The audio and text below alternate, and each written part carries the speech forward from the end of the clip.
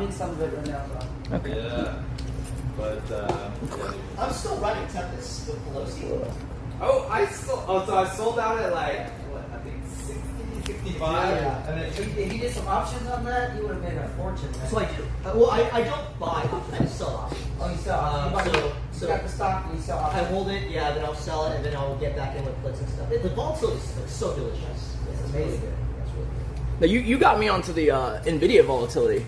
Yeah. And now I own a slug of the stock because I got a sign, and I was like, okay. And it's like fucking blitzed. yes. It's got earnings coming up, so. Oh, you I'm should saying get it's a lot up a lot from when you were like writing a bunch, and I started writing some just to copy. Because like, so the trick is like, you know, when you find an asset, right? It's like, okay, are retards trading this like it's a meme stock? But the company itself is fundamentally sound, like free cash flow. Yeah. It's on the, you know, it's like everything's going to use NVIDIA chips to process. Oh shit, hang on. You can gamble it and you get like two ways to win, right? Volatility on That's the true. options. You either make it in premiums or Yeah, you own a good stock, or right? appreciation, Yeah. Okay. Right. Two ways to win. Yeah. Ideally, NVIDIA, a combination. one of them, Palantir is another one. MicroStrategy. Tell me I MicroStrategy. fucked up on Palantir. I missed that. I sold it at $10 and I was like, oh, I'll make a little bit of It money. went from 65 to 133 in like Yeah, 2 weeks. bro. Yeah. Like if I feel like me and Jay missed it super hard because Jay texts Peter Thiel. How the yeah, fuck do you miss you it should have there? known that, right? How you miss Palantir? Even now it's going up like Yeah. 100% every. Is it valid or is it just like it's really tied into the administration? It's being utilized by a lot of companies. I- Government's a big utilization of it, and a lot of other companies are not. It's a military software. So the way I understand Palantir is it's able to take archaic software and use its AI to figure out how they're communicating, and you just have a single platform to be like, Yeah. okay, this is how this is working, this is how that document is working. And now it's taking on NATO and different other contracts outside just Yeah. United States. Well, so like that's why the U.S. is like a prime candidate for it. We have all this archaic stuff and everything's so disjointed, and now you'll have a single platform to see what everything is doing. So That can be dangerous too, though. They can tap into that because they get to see everything. you're not wrong. So AI is gonna be changing everything, bro. AI is changing everything. would you say that's impacted like real estate AI? Yes. And it's like, you know, this is a random question, but Yeah, it'll affect every industry. Yeah. Every industry. Because architecturally, people won't have as much jobs. Think about all the things that it's going to take away. Even architecturally, you don't need an architect. AIs can do a lot of it now too. I know. Yeah. I think even so. even in medical, like a lot of radiologists and then That's oncologists, where I think it's genius. yeah, that look at X-rays and stuff. AI does a better job than they can. Right now, they need to sign off on it. But I met this guy you playing. got managers, but you still. Yeah, but you still right. So instead of 10 guys, now you have 2. Fire the rest, and then you can scale. Grant. So I was playing tennis. I play tennis a lot. So there's a guy who runs 10 oncology centers in Houston. He doesn't own it. He runs it for the Houston Medical Center. And I asked him, hey, this Tempest AI, that's the AI to read X-rays and stuff. I said, hey, are they a good company? He goes, they're actually my biggest competitor. But you should look into, I would say Fulcent, so Fulcent, and that's his company. Is it a public trading company? I think it's publicly traded. What's the ticker? Let me see, Fulcent, so that'd be full. Go look it up. Fulcent. Maybe I'm spelling it wrong. Let's see. Now to get old. Fulgent. It's Fulgent. Fulgent. The Fulgent. FU. Yeah, Thank you. Fulgent. FLGT. Fulgent Genetics. LGG. And basically, he's like, oh, you know, our stock is in the shitter, but I kind of prodded him. I was like, well, are you guys free cash flow positive? He goes, maybe. And I'm like, okay. They specialize in more customer, because you know how like in hospitals, like insurance pay, customer pay. Well, customer pay has better margins. And Long-term, what yeah. these guys I mean, do is they test for the genetic You have makeup this, of and you have this, risk factors. this. Yeah. So, All you right, know, folks. If you you nut like your that, fucking we'll cup. snag that later back because I need it back up front. And I'm just giving you all a heads up in about 20 minutes we're shutting it down. Okay. Okay. So basically, they can take the DNA of the mom and the dad, and then give you the risk of, okay, you know, does baby have a risk of Downs? Baby have a risk of this? Mixed bag. And then female health. Pretty too. big mixed bag, What are yeah. the propensity? So a lot of drama recently. I'll give my version of it, but it could be different. Like me and Kaitlyn might actually get a divorce, right? But then they're getting punished. Kind of one thing. It's not showing up. In I've kind of potentially made peace with it, but like we're doing the thing of like counseling and all that, right? I think they're, But like, she obviously disagrees, but like my view of it, which is crazy, right? Because like from my vantage point, it's like okay, so home invasion that happens, and then we're closer. So then what happens? She does not think it's this, but I'm like near certain I think it's this. And it's that it was really interesting, just like learning me about being at first she was like, I want to stream with you, like all the time, because now you're public now, and so might as well, right? I said okay, sure. Yeah, sure. Hey, I'm sorry I didn't meet you. Nice to meet you. Pleasure. Are you about to leave? Yeah, he's headed out. I mean, if y'all want to, we can go to mine. Oh, I gotta bounce. Gotcha. We'll kill it here in just 20 minutes. Yeah. Yeah, I'm listening. So now Yeah. you just Yeah, so So the invasion. Oh yeah, so the home invasion went closer for like 3 weeks or so, and then she wants me to. And then, I try to find something. Not at all. The combo. Like in fact, it's this weird thing where like in the past I'll bring up things of like I think this would be better if we like communicated this differently, and then she'd be like she probably shouldn't have, but like she'll say the thing of like oh why does it make you unhappy? I was like, I mean potentially, and she goes like Mr. Ferrari Lambo is unhappy. I was like, okay, sure, like fine, it's you're saying it's small potatoes, fine, we won't talk about it, right? But then, like, obviously, like, now she's feeling that way. It's like, well, I don't want to be like, what, Mrs. How many horses is, like, having, like, it's like, no, because that's not what the point is, right? Like, no one's complaining about the stuff. It's complaining about something else. And so one of the things... Stuff's always the catalyst. Though, What's the right? delta? I don't know if it is. Really? Days till expiration. Yeah, 30, 45, I think in this case it's something a little bit more sometimes, you learn, like, ephemeral. Like, so because Google just she moves sent the randomly, staff on like and this kind of it tear. gives you no premium. Like she went and reserved all of these names for all of these new social media accounts that were some variation of Nick and Kate, like how like that old show Nick and Kate plus 8, like Nick and 8, something else for me, and like all of these channels for podcasts on YouTube, Instagram accounts, just everything, okay. And then she even wanted to do a streamed wedding, the drawdown, which I would actually think is a great idea because it's very marketable, right? Like especially like since we were pretty cool, maybe still are cool with the Twitch CEO, and like he would officiate. It'd be kind of a whole thing, maybe at TwitchCon, right? And so that was 2021. So was that? 2022 was a wake up call. With what? Luckily, like I learned We're cool with like the Twitch, yeah. Like Facebook, Yeah, and so went down to $75. basically, there's all this stuff, right? It's a And I was lot. just getting And then she even had like staffers make me a channel that I'm streaming on right now, okay? Well, so And so, okay, that's all fine, right? I don't really do anything for like a week, and then I start being on her stream, and at first it's like great, like I'm. At the worst times, They say I'm a natural. I don't fucking know. Like literally, like the agency that we work with was like, oh, I watched your stream the other day. I was like, oh, really? Like I was just like talking. And that's why I'm sitting there smoking a cigar, just going, right? I need to own fundamentally. And then like everyone else says so, and then in the beginning, her chat, that bag for a year. because like it's like simpy guys, So, right? It's like guys who are in love with her, right? But they're playing the kind of long game in that like it's like when I show up, they're all like, oh yeah, we love him, he's entertaining, right? Like it makes the stream interesting, right? Because they get to see her, but they hear me. But then like frictions started coming up, and I couldn't really figure them out at first. Like it was just like, oh, that's a small thing to be upset about, And I think it just goes back and forth because I think that like the dynamic is very different when you think that there's thousands of people watching. Absolutely. Right? And so, How could it not be? yeah. No, but that's the problem. She says this, and this is why I know it's the problem, right? She goes, I don't act different on stream whatsoever. And I'm like, everyone. I don't care if you're Mother Teresa, you're acting a little different. At least a little. Like, can we admit that? And she's like, no, not at all. Like, I was like, okay. Like, so when you have that stance, it's like, I know what's going on now. You think this is the real you, but you're actually responding to people watching you. You get what I'm saying? Like things that... Is there an opportunity to... That's the one I showed you the picture. Well, so we're kind of trying with the therapy thing, but like what I've determined is that I could easily fix this. It is easily within the realm of fixing. However, And then they brought up the I'm sheetrock. asking myself, do I want to? Okay.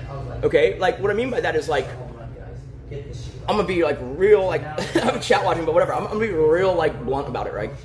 So our current life, right? It's nice. I have no complaint, right? But I'm a pretty like carefree guy, right? If like previous to this situation, if she'd been like, hey, can you sell that watch because I want to buy this like 10 million piece of acreage, I'd be like, okay, like if I can get a good price for it, like done, right? I like stuff. I'm not attached to stuff. Like there's like a few, there's a few sentimental things, but like I don't give a fuck about it in my cars, right? The dogs like fucking bit the Lambo in the carbon fiber, and then they scratched the new fucking old school Range Rover already. I'm just like, okay, it is what it is, right? Delivered the old school Range It did, and it got scratched immediately. The dog jumped on it and went, I was like, okay. But like, I'm a good sport about that, right? And I'm also a good sport about like when I walk around the house a lot, we have 7 dogs now. 2 for security, 5 for leisure, pleasure, whatever, right? That's a lot of dog shit. We're like London in 1880. Because like there's like a famous piece where they wrote like in 30 years London will be covered, like will be under shit, right? And then cars got invented, and there wasn't even an issue anymore, right? That's right. So like it's kind of like I'll partner in cash flow. Hang on to that one. Hang on to that one. Yes. Okay. So. And so like.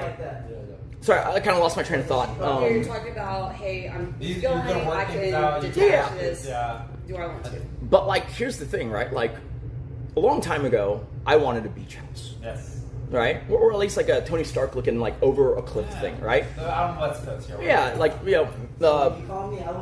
Point Dumas, yeah. Where your backyard was earth. That's what we were talking about, right? I love that. Took that picture and they're like, oh, your backyard is earth. Yeah. I love that, right? But then over time, I've read like other people say that like the view is like stunning.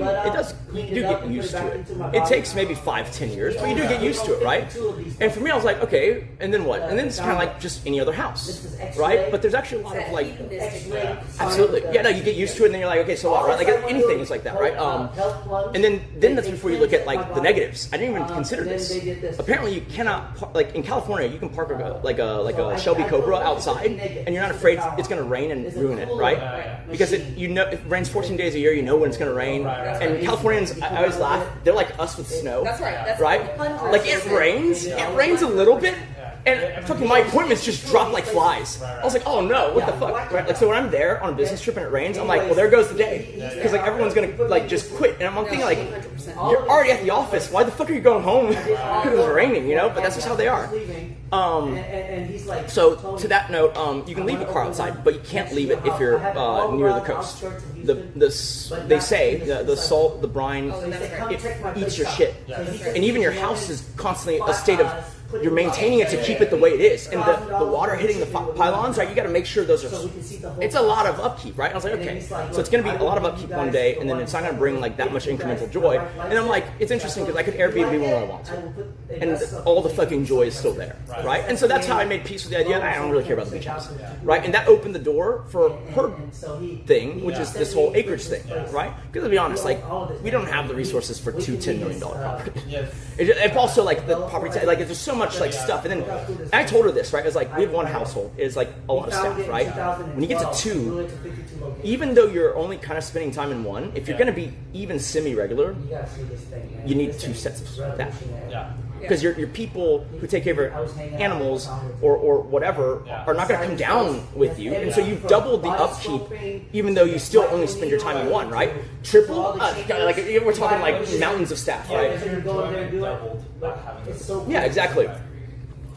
And so we were kind of like gunning towards her vision of what everything was, and I'm okay with that because I realized if I don't have to do anything, right? If I don't have to do anything, I'm pretty happy. I think Peter and I share this. If we don't have to do anything, everything's great, right? Like I could be doing something fucking miserable, but if I'm doing it of my own volition, it's like that's fine. It's a weird thing. I realize that about myself, right? That's the fucking key. And so really, the key is not to get too far past your skis. Don't over extend, right? That's the whole thing. At this point, it's about maintaining. It's not about winning. Like I don't even invest to beat the market anymore. Like I do the weird portfolio thing where I take a structural 0.5 to 1% less than S&P, but for like 30% of S&P volatility.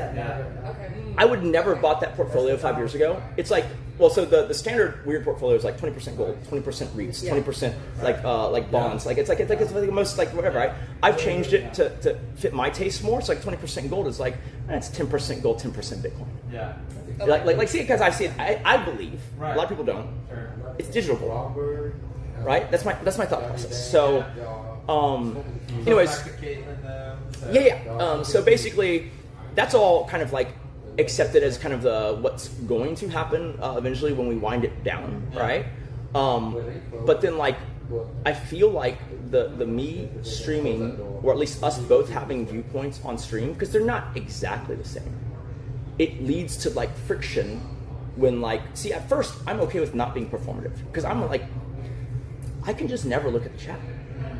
Sure. I can just keep talking and never look. I don't need to feedback off them, but she does. Yeah. And so she's constantly feedbacking. Yeah. And I'm assuming, because I didn't look at the chat, I don't know, that the feedback was like not feedback that she liked. Yeah. And not necessarily about her, but it's also like, like she's been the center of the whole thing.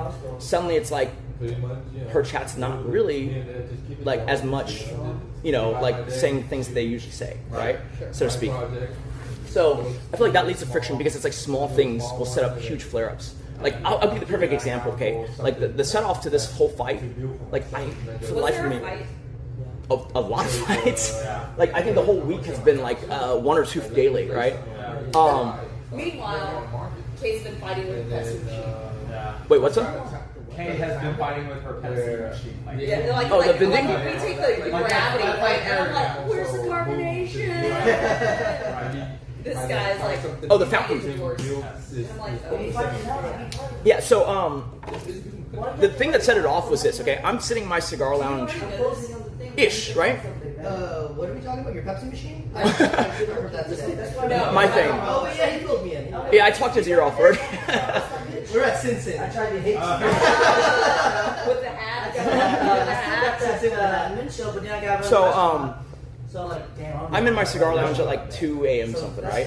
And we're night owls, so it's like not that big a deal. And I'm like sitting there. It's like my first time getting done with the day because I've been doing a lot of stuff lately because she was going to do the return to Twitch, and so there's like a lot of stuff to like look at, plan, and then just kind of decide on. And so I'm sitting there like lighting my, as it turns out, it was a Bihiki Cohiba cigar, like quite a pricey one. I was like, I deserved it. It's my first cigar. I don't have that much time, so I'm just going to take a short, really expensive, nice stick, right? And so I'm lighting this thing, and then she comes up and says, "Hey, I need your help with the dogs." I'm just like, okay, sure. Finish lighting it. I go, and I'm fully resigned to like smelling a little bit of shit with my Cohiba. Okay, because 7 dogs shit a lot, man, and they jump on you, and it's just like it's the whole thing, right? And I'm like, okay, fine, I'll do it. We get to the door. She goes, "Put it out." I have a lot of connections, so I can find it. There are some cigars like this one I could probably put out and go home and smoke. That one you can't. The flavor's gone, changed, right? And so I'm like, okay, so just drop $200. All right, whatever, right? We go out there, and my whole role in helping her with dogs is like if 2 are fighting or something like that, it's helpful to have a physical, But other than that, my thing is actually, because of the way the kit contract's structured, to just make sure that the stream camera stays focused on her so that we get maximum kind of credit for the hours, right? And then she just does the dog stuff and I only step in as needed, right? And then, it evolved into like, I would just basically monologue, like, I mean, they say it's like funny, but like, I'm just monologuing like interesting stuff, right? And I didn't know this before I started like being on stream, but I can do that forever. Like I can talk forever, like about anything. Like it's just, I think I've just seen enough stuff that it's like, oh yeah, this is like that, and you can even like make assumptions about like new things. And then if I look at the feedback from chat, it literally is infinite. I can now it's like I can like 6 degrees of separation in any topic, right? And so that's my thing, right? But like I will say that my jokes and my humor is very juvenile. That's how my humor is.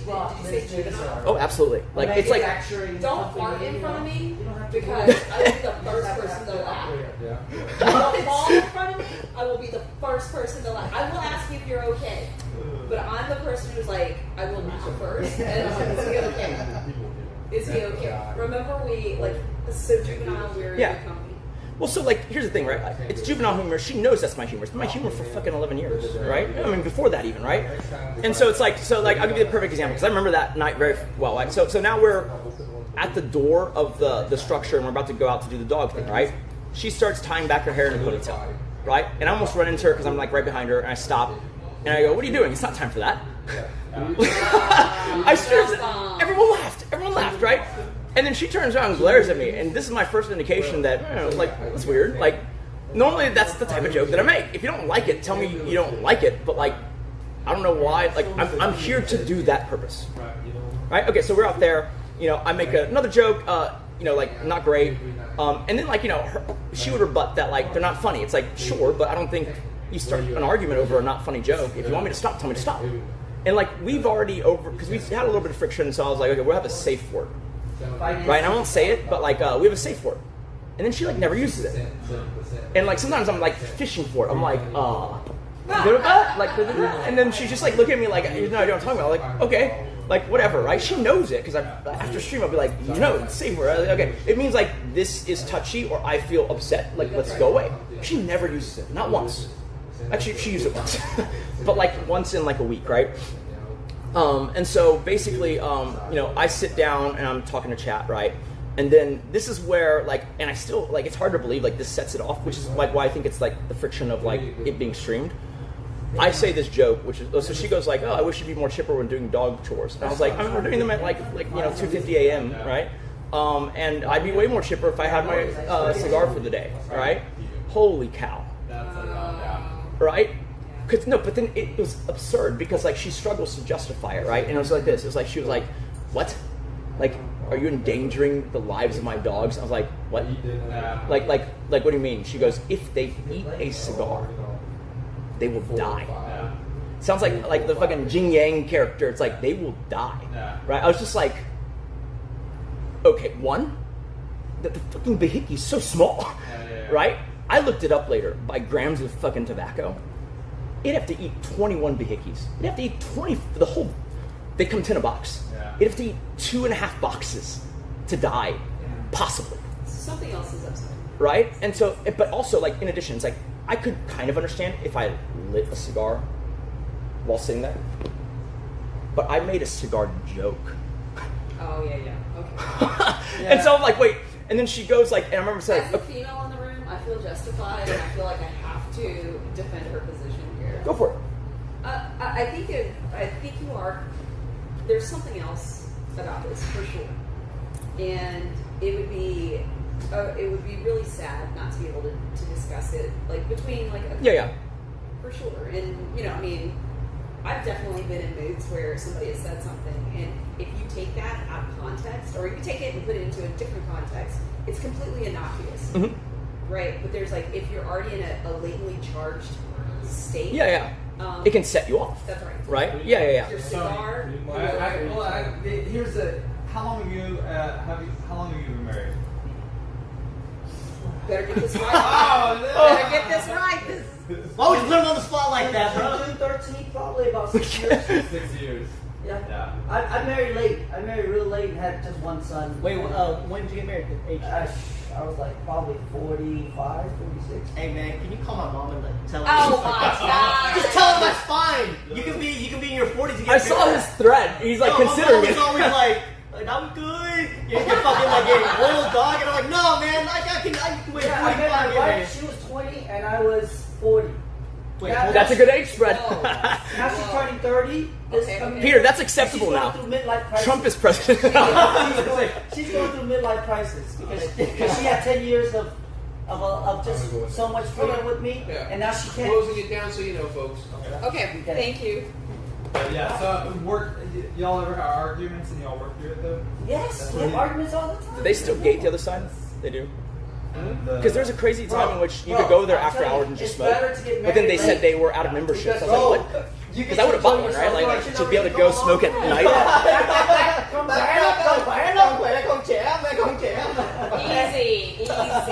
Easy. My wife is very young still, very young.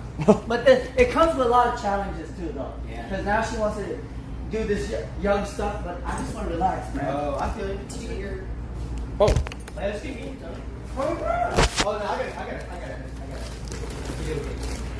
Video game. Hey, Taylor, this for you. Can we get one? All right. Yeah, I got one, man. All right. You. Oh, it's a good seeing you, Ken. And then message me when you go shooting, okay? Yes. You want to go shooting? I got that Glock for you. Whenever you need it. Tell me, it's California compliant. You can bring it with you anywhere. Oh, it's a 10. 10. Yeah, it's Gen 3. So it's California compliant. Okay, so that's actually. Wait, are you going to part of- California or what? No, I just need to go to the bank. I need to go Bank of America. Yeah. That's what I need to do. All right, chat. Are we cooked? Oh my god. I'll see you, man. See you 5 later. liter. I have this system, Taylor. I was thinking of killing Taylor, and then Trump came in. And the system Blew it up. So man, I had to reevaluate my system. That was rocky. Yeah. So that's what he's talking about. Some challenges, friction. But would you do it differently? Yeah. Like you're. I'm 11 years in. Yeah. You're 11 years. But like I would say that like despite the fact that I actually married believe 11 years? yeah, well They 10 together. 10 years, right? Any kids? None. That's probably part of the thing. There's no glue, Yeah. you know? That's a you bad feel it? glue though. No, That's my a bad wife- glue, man. That's a back. I don't know. Like maybe I'm just like a little red pilled at this point, but I'm like it seems to work. Like if you actually both love the kids, it kind of works, right? Now you could argue that it ruins the parents. I love my son. I have the Yeah. best son. I'm so happy. He is a How old is he? Yeah. He is 3 turning 4. Oh, He's that's a good gym. age. That's He's a good gym. age. He's a gym. I'll show you. I feel like it's like the collectivist versus individual thing, right? Like in America, you'd be like, well, the parents shouldn't fucking be unhappy, but like in like a Asian or whatever country, they're like, but the kids are like the whole point. Yeah. Like so, their experience having a 2-parent household, you got to wait till they're gone or whatever before you. I took him to You know? 23 countries already. He's a gym, man. He is so handsome. He is like he Callie. Callahan. How old is he? He's 3 turning 4 this coming. Look at this. Look at this. Where's that other one? Yeah, you showed me. He gets all the girls in his school. Oh, look at him. Look at him. He's so dapper. He dresses up a lot. Oh my god. So That's like you just want to eat him up. So I'll show you my wife. I can tell you, man, there's challenges because now she hadn't worked for 10 years, and now she's 30. She wants to find something, and she doesn't know what she want to do now. She had it so good. Now it's like it's a struggle now to find her identity. So she wants to go back to Kazakhstan, where she's from. She's from Kazakhstan. Oh, she's there. She's from Kazakhstan. Oh, very pretty, yeah. So now she's barely turned 30. I turned 50. I'm like, man, it gets hard. It gets hard. That's a good age for it. No, so that Oh, was. like you're through your stuff, right? Like you've gone through, like you. That's cool. That's a good dynamic, actually. Yeah. I met her. She finished college, and I was already sold my first company. So we traveled for 5 years nonstop.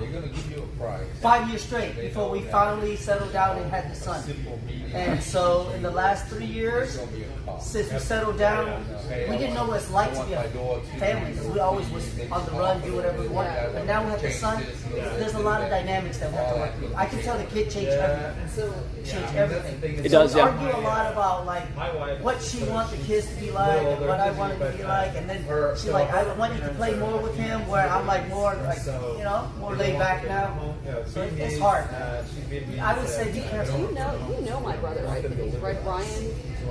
Brian, He's good friends. He grew up with Washington Post. Oh yeah, I probably know him. Yeah. I know He's Washington. coming in tonight. Yeah. Washington's everywhere, man. Washington. Yeah. He Washington, Brian, and absolutely my privacy up there. John. So all that's grew what up we're looking together. at, and So I think he would What have school been. they go to? build that right now. So Like when we were younger, we were on the north side. So like we were all part of like the Klein school district. Klein. yeah. So yeah, like but you wouldn't do it differently. No, Tony, I you would not do wouldn't it differently. I did everything, and then right at 45, I got married. What's up? Oh, my bad.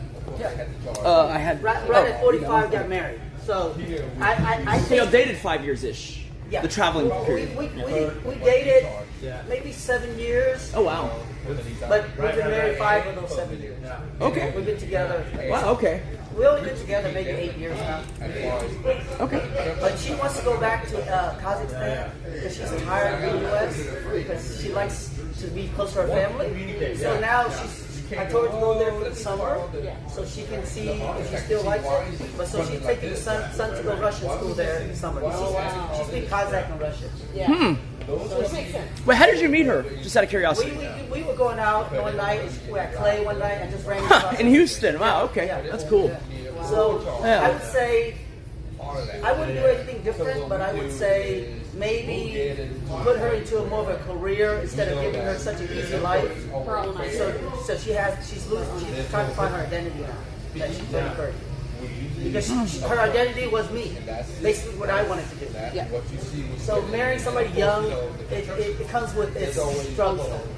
Because she, especially I was more established, so she's like enjoying it now. But now I'm like trying to be a father and more stable, and then she's trying to figure out what she want to do. That's the Yeah. But having kids changes everything.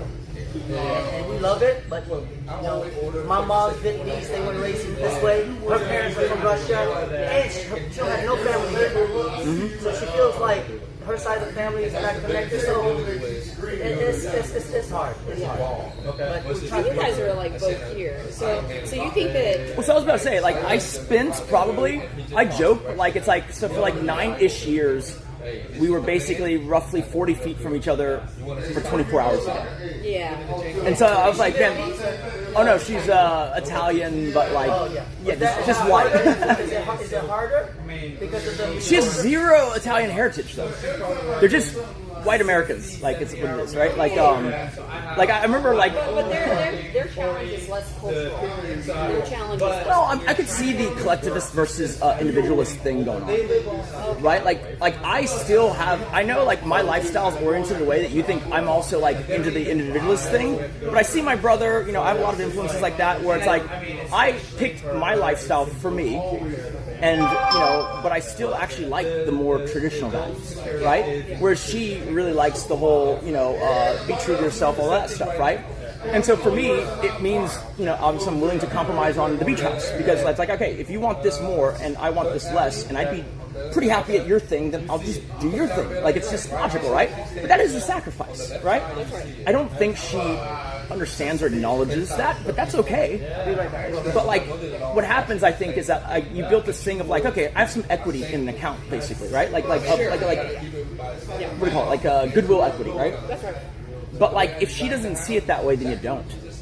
And so it becomes this weird thing where like you don't want to. It's almost like you want to make it a little harder to be agreeable, so that you get credit for your agreeableness. So it's tough. And then the streaming part doesn't help, and then it becomes this like shit show of like. So then we did the thing of like she streams and then I stream separate, like our own separate streams. Okay. But what that ends up doing is like going back and forth. Like the chat is like cycling through both of us. Like they go to hers, they have mine open. It's like they're telling her what I said, they're telling me what she said, but sometimes a little bit fudged. Yeah. Right? Yeah. And more friction, That's right. But like, so the reason why I'm actually contemplating, like previously, every other time we'd fight, but like in the back of my mind, I'm like, yeah, it's still the same, thing. Could you like just walk away from this See, that's exactly and be just as happy? So he was. I would prefer to have her with me still. So he did Like with this, like just streaming. Are you saying would I give up streaming and all that stuff? Yeah. I honestly don't think that I can. Okay. Mainly because like maybe that's just my own like self-limiting belief, because like she streams differently a month out from a month ago. It's kind of interesting, right? Because it's like I'm very engaged with my chat. I talk to them a lot. I really care about the perspective and the views that like like I'm literally like making sure they get a good camera angle, right? Where she historically she's been very big, and so it's just like, okay, fuck it, you deal with my camera angle, right? Like I'm walking, like you do what the fuck you like you watch, don't watch, whatever, right? It is a big streamer mindset, but usually big streamers, they start from small streamers who really care about all the elements, right? And so like I've noticed it's kind of funny that like she treats her chat differently because of how I treat my chat. You get what I'm saying? Like she's a little more, attuned to what they're saying and all that stuff. And so, but because of that, like the echo chamber is very, very, in my opinion, severe. Right? Because all of those guys hate my guts. Yeah. Right? And so like they'll say, like I've noticed it's like the saddest thing because like I'm like, oh shit, like I literally have to stream to maintain some kind of frame in this relationship. Yeah. Right? Because I'm gonna be honest, right? This sounds terrible, right?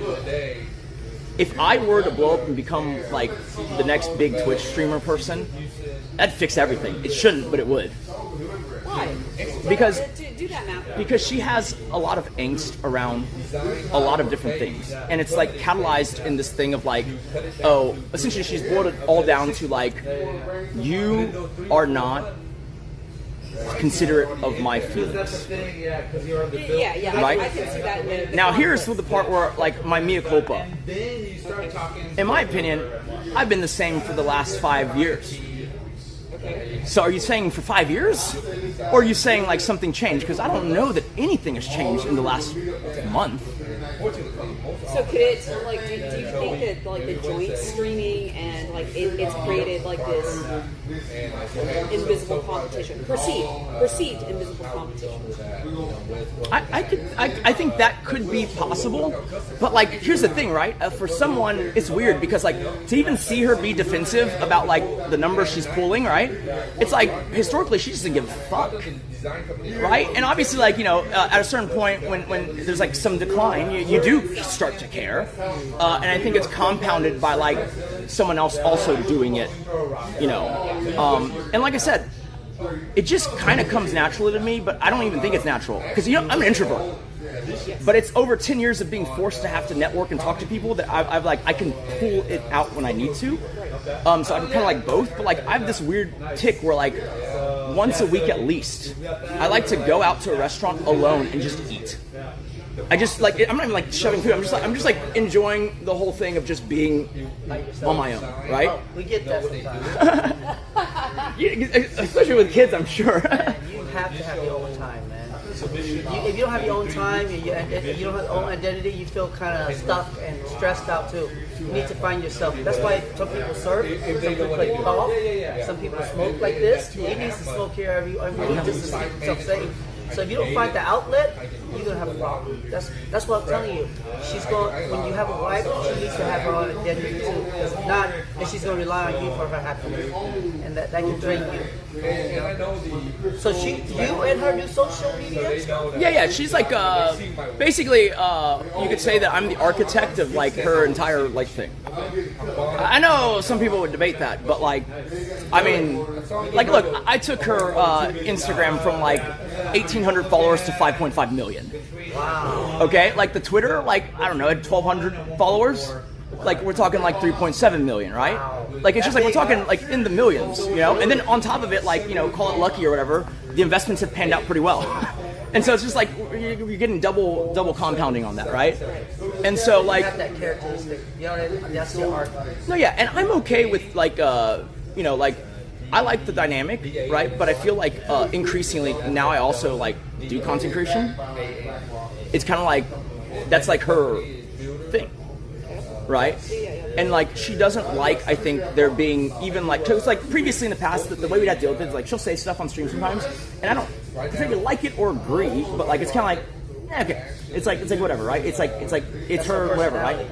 But when I started streaming on my own and I started saying stuff, she'd be like, oh, I don't think that's how it is, and I'm thinking like, oh, you're watching my stream to correct what I'm saying. Right? And it culminated in like I went on a podcast and she's like banging my cigar lounge door down, figuratively. Like just pounding on that glass door. I was like, what the hell is going on? Because she wanted me to correct a fucking statement. And I was like, this is weird. Because I like when she says an odd thing, I'm like, let me ask this: Is there a performative side, right? Let's just say, is there a performative side of which there's a real separation? Like, hey, this is how I am in front of the camera, and then there's me like let's just pretend, right? Like, that's a great when we close this, like you are the person that you're my person, and I guess is there acknowledgement that whatever happens here is to an extent not real. yeah. Right? And then like I guess because you guys have been together so long, it would be a tragedy for something like this to? Usually it's like about 10 years. It can go longer or something like that. Maybe it was 15. I don't know. Yeah. A lot of friction, I'd say. But like I said, here's the thing. I know I could fix it. But like that's where we were. And so. Passion to fix it. Well, look, I'm gonna be real honest. Like, Seriously, sometimes you don't want to do it no more. here's the thing, right? I don't know for me that passion is the driver, and that sounds terrible to say, but for me, I think it's just like look, this last 10 years, right? 11 years, whatever. It's hard to explain to most people I meet. Like you're all like, oh, like, what do you do? Sell gold, right? Like, it's like, I'm like, oh, I do social media, and then it's like, you gotta say this, and you're like, well, what do you mean social media? It's like a whole. I never really seen a successful social media person. You gotta show me how you do it. Nowadays, it's harder to find. But in my day, I remember still saying, I do social media stuff, and they go, what? So you work from home? Essentially, yeah. Like, You have like a studio or anything? I mean, we have a detached structure on our property that we have a studio, but like it's like you walk across the driveway, you're at work, right? Like, I love that. Like that's my favorite thing in the world, right? I roll out of bed like 5 minutes before my first meeting, I walk across the driveway, right? Done, right? But like, so the reason why I'm saying that is because like the thing I value most, which I don't think is what she values most, I think she would value the love and the passion and the feeling, right? For me, okay. Of this. Of our relationship. Yeah. Yes. But for me, okay, like, you know, previously before I met her, I was gonna be a bachelor for life. That was the plan. I was just gonna like never like George Clooney this shit, you know? I was. I just sold the business and I was like, look, I'm gonna travel the world by myself. And I met her that week. I took her with me, but it ruined everything. Ruin the plan. So now like I look back, I'm like, maybe I did something. Hey man, stop. I'm gonna stop. So for you were saying, hey, like, what do you value in the relationship? So like, look, because of that thing of like, I've never really thought about settling down. To me, it's like, I've always already kind of thought like, oh yeah, sometimes there'll be like passion and other times not so much. Right? Which is normal. Yeah. No, after so many years together, especially after 10 years. And it's healthy to recognize that it doesn't have to be. Man, it's hard to be together for a long time. Yeah. It's hard to be together like our parents, like still in love after like 100 years. But it takes work. I think that works better when there's like a shared like project that's ongoing, even if that's just you know, exactly, right? Because then they get grandkids and they're like, oh no, we're grandparents now. It's like you kind of like age up with the thing. That's why you have to have kids. If you don't, you end up. Well, so the problem is, and I'll mute this for.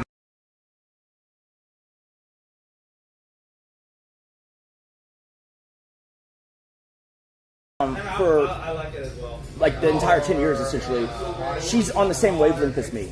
I don't want kids, right? Then she wanted it, right? Here's my thing, right? I don't want kids, but I told her this.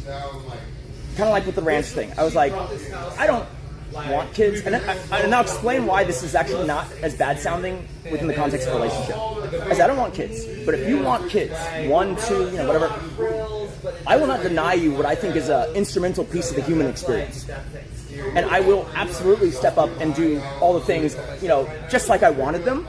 And I'm sure over time, you know, yeah, exactly, right? And you might be like, there's no way a woman understands surgically like that kind of logic. But I would argue that like that is the role I already play. Like, so she has this thing, and I get it. She's very attached to her dogs.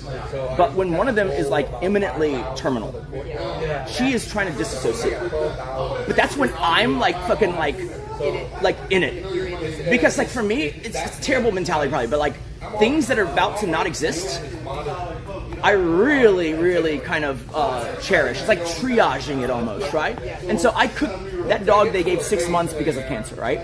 And then they told me like, you know, like dogs don't just like drop dead from cancer. They stop eating because they know it's time, right? And they give it 6 months. Like every day I cook that dog a Wagyu steak. It's the only person I've cooked for on any kind of consistent basis or thing. 9 months, every day a steak. Okay? Damn, boy. On the 9th, I'm kind of sick right now. I'm not feeling so good I'm not feeling my wife damaged me. Well, so this is not decadence, okay? It's not decadence. There's a logic to this, which is that we didn't start with Wagyu. We started with ground beef, and then we switched to steak, and then we switched to better and better steak, right? And apparently the dog can taste Wagyu. Because here's the thing, right? You're fighting its appetite. Yes. It's doing chemo, it's not wanting to eat, it's going to waste away. That's right. And so the miraculous thing is, obviously there's an initial drop of poundage because it got its leg amputated, right? But after that, this dog maintained weight until the day he died. And unlike what the doctor told me, they don't just drop dead. He did just drop dead. He ate his dinner and then fucking dropped dead. like an hour later. I dated a vet girl for 3 years. She put her own dog to sleep. Oh, that's fucking nuts. And she's been with that dog since she's in college. What, you wanted to or what? What? She wanted to. Yeah. She's the vet. Gotcha. And she wanted to be the one that put the needle. I was in the room when she put that needle in that dog. They usually don't advise that, right? Like, right? Okay, yeah. Yeah, but she wanted to do it for her own dog. And she was a vet. She brought 3 dogs into my life. 2 dogs and a cat. And I had no pets. I hated pets. When I dated her, she brought a cat and 2 dogs. And the dog she brought in was a rescue dog that pooped all over the house. He couldn't. He was scared of everything. Every time he got nervous, he pooped because he got abused a lot. Yeah. I'm on the hook, so I gotta go. Oh. Yeah. Where you going? Han's like, what? It's time to go. Why you always let the woman take over? Dude, I know. Tell me about it. I know this guy for decades. That's how you stay married. Yeah. Where you gonna take I got her? his number. Yeah. So dude, that's like he's singing my language with we're looking to build our house right now. Oh yeah, this the guy right there. Danny, do you build? Yeah. Good for you. He's a builder. Yeah. But dude, What'd you see you? This is too quick. Where you going? Yeah. No, I'm not taking her anywhere. She was just like, you gotta be back home by 9:30. We're waking up at 4:30. We've been working out in the morning. Oh, you back to the Lifetime still? Yeah. I need to get back in the morning. All right. I'm ready to see you. Get me back. Yeah. Takes me if I don't go, Taylor. Yeah. Keep me accountable. I got you. I'm trying to get back to Later. my rhythm. I'd rather. We'll catch up again sometime, yeah. Okay, so So then, So you're that guy, right? You're the guy who, when things are falling apart, you step up. Which, Yeah. You know, there's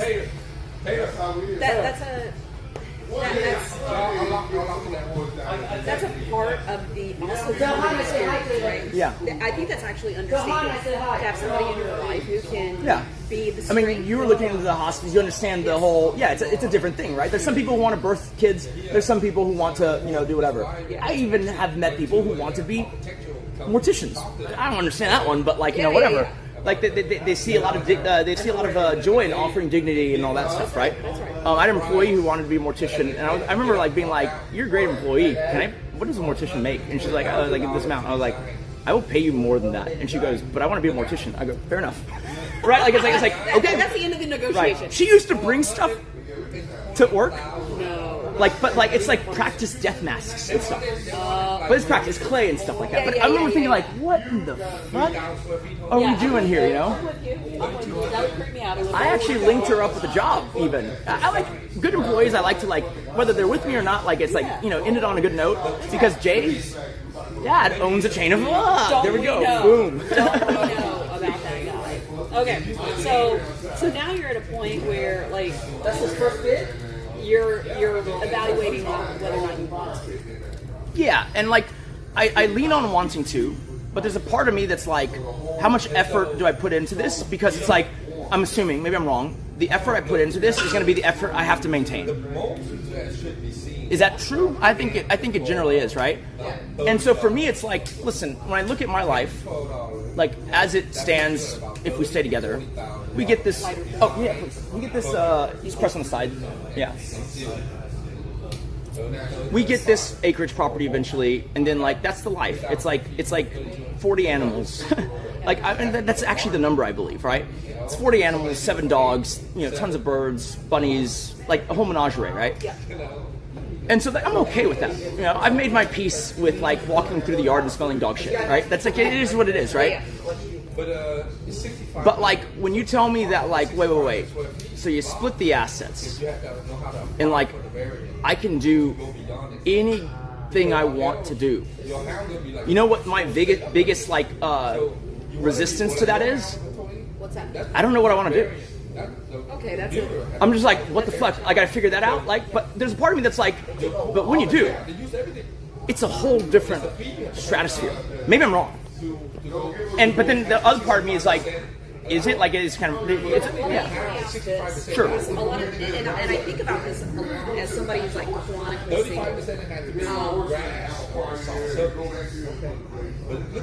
For the most part, I don't. The most successful marriages that I've seen, it's like a very loose social study, And that's it. On the right side, is when that other person, when you have two people in a union where that other person is the most, like, not necessarily the most important person, but that's the person that's like, that's my person, ride or die. And wherever that person is, acreage, beach house, so you can already, and I hear your imbalance. Yeah. Right? When you're like, hey, if we end up over here with basically if we end up over here and I've got essentially old McDonald's farm. That wasn't exactly part of my plan, but because I love you more than I love this beach house, then that's the thing. I hear that, and I hear the imbalance. Yeah. You know, when you talk about like what is it that I want later, even if whatever that is she's still part of that equation. Right? And I am curious, like not necessarily like you don't have to answer me about it. I'm just curious about that because You're saying like if I just went and found my thing anyways or what? Yeah, if you found your thing anyway, and you're like, okay, well, I have 14 of the catch basin. it doesn't matter what that thing is. So when it rains, I always want to be. I want no part of that thing. Yeah, is that the priority? Right, exactly. So it's funny you mentioned that because like I would say every person that I don't know if I consider mentor, but like definitely a person who I think has good advice to dispense, right? Yeah. Every one of those people in my life, especially the top 3, are like what you just said, right? Like I got really close with our security officer, who's like a SWAT guy, right? It's kind of interesting, right? But he's like, honestly, I met this guy and I talked to him, right? And I'm like, holy shit, like this is like, if we keep hanging out, this is like my best friend. He's like me, but like as a SWAT guy. Yeah. Because he's very enterprising. You're like, well, how can a SWAT guy be entrepreneurial?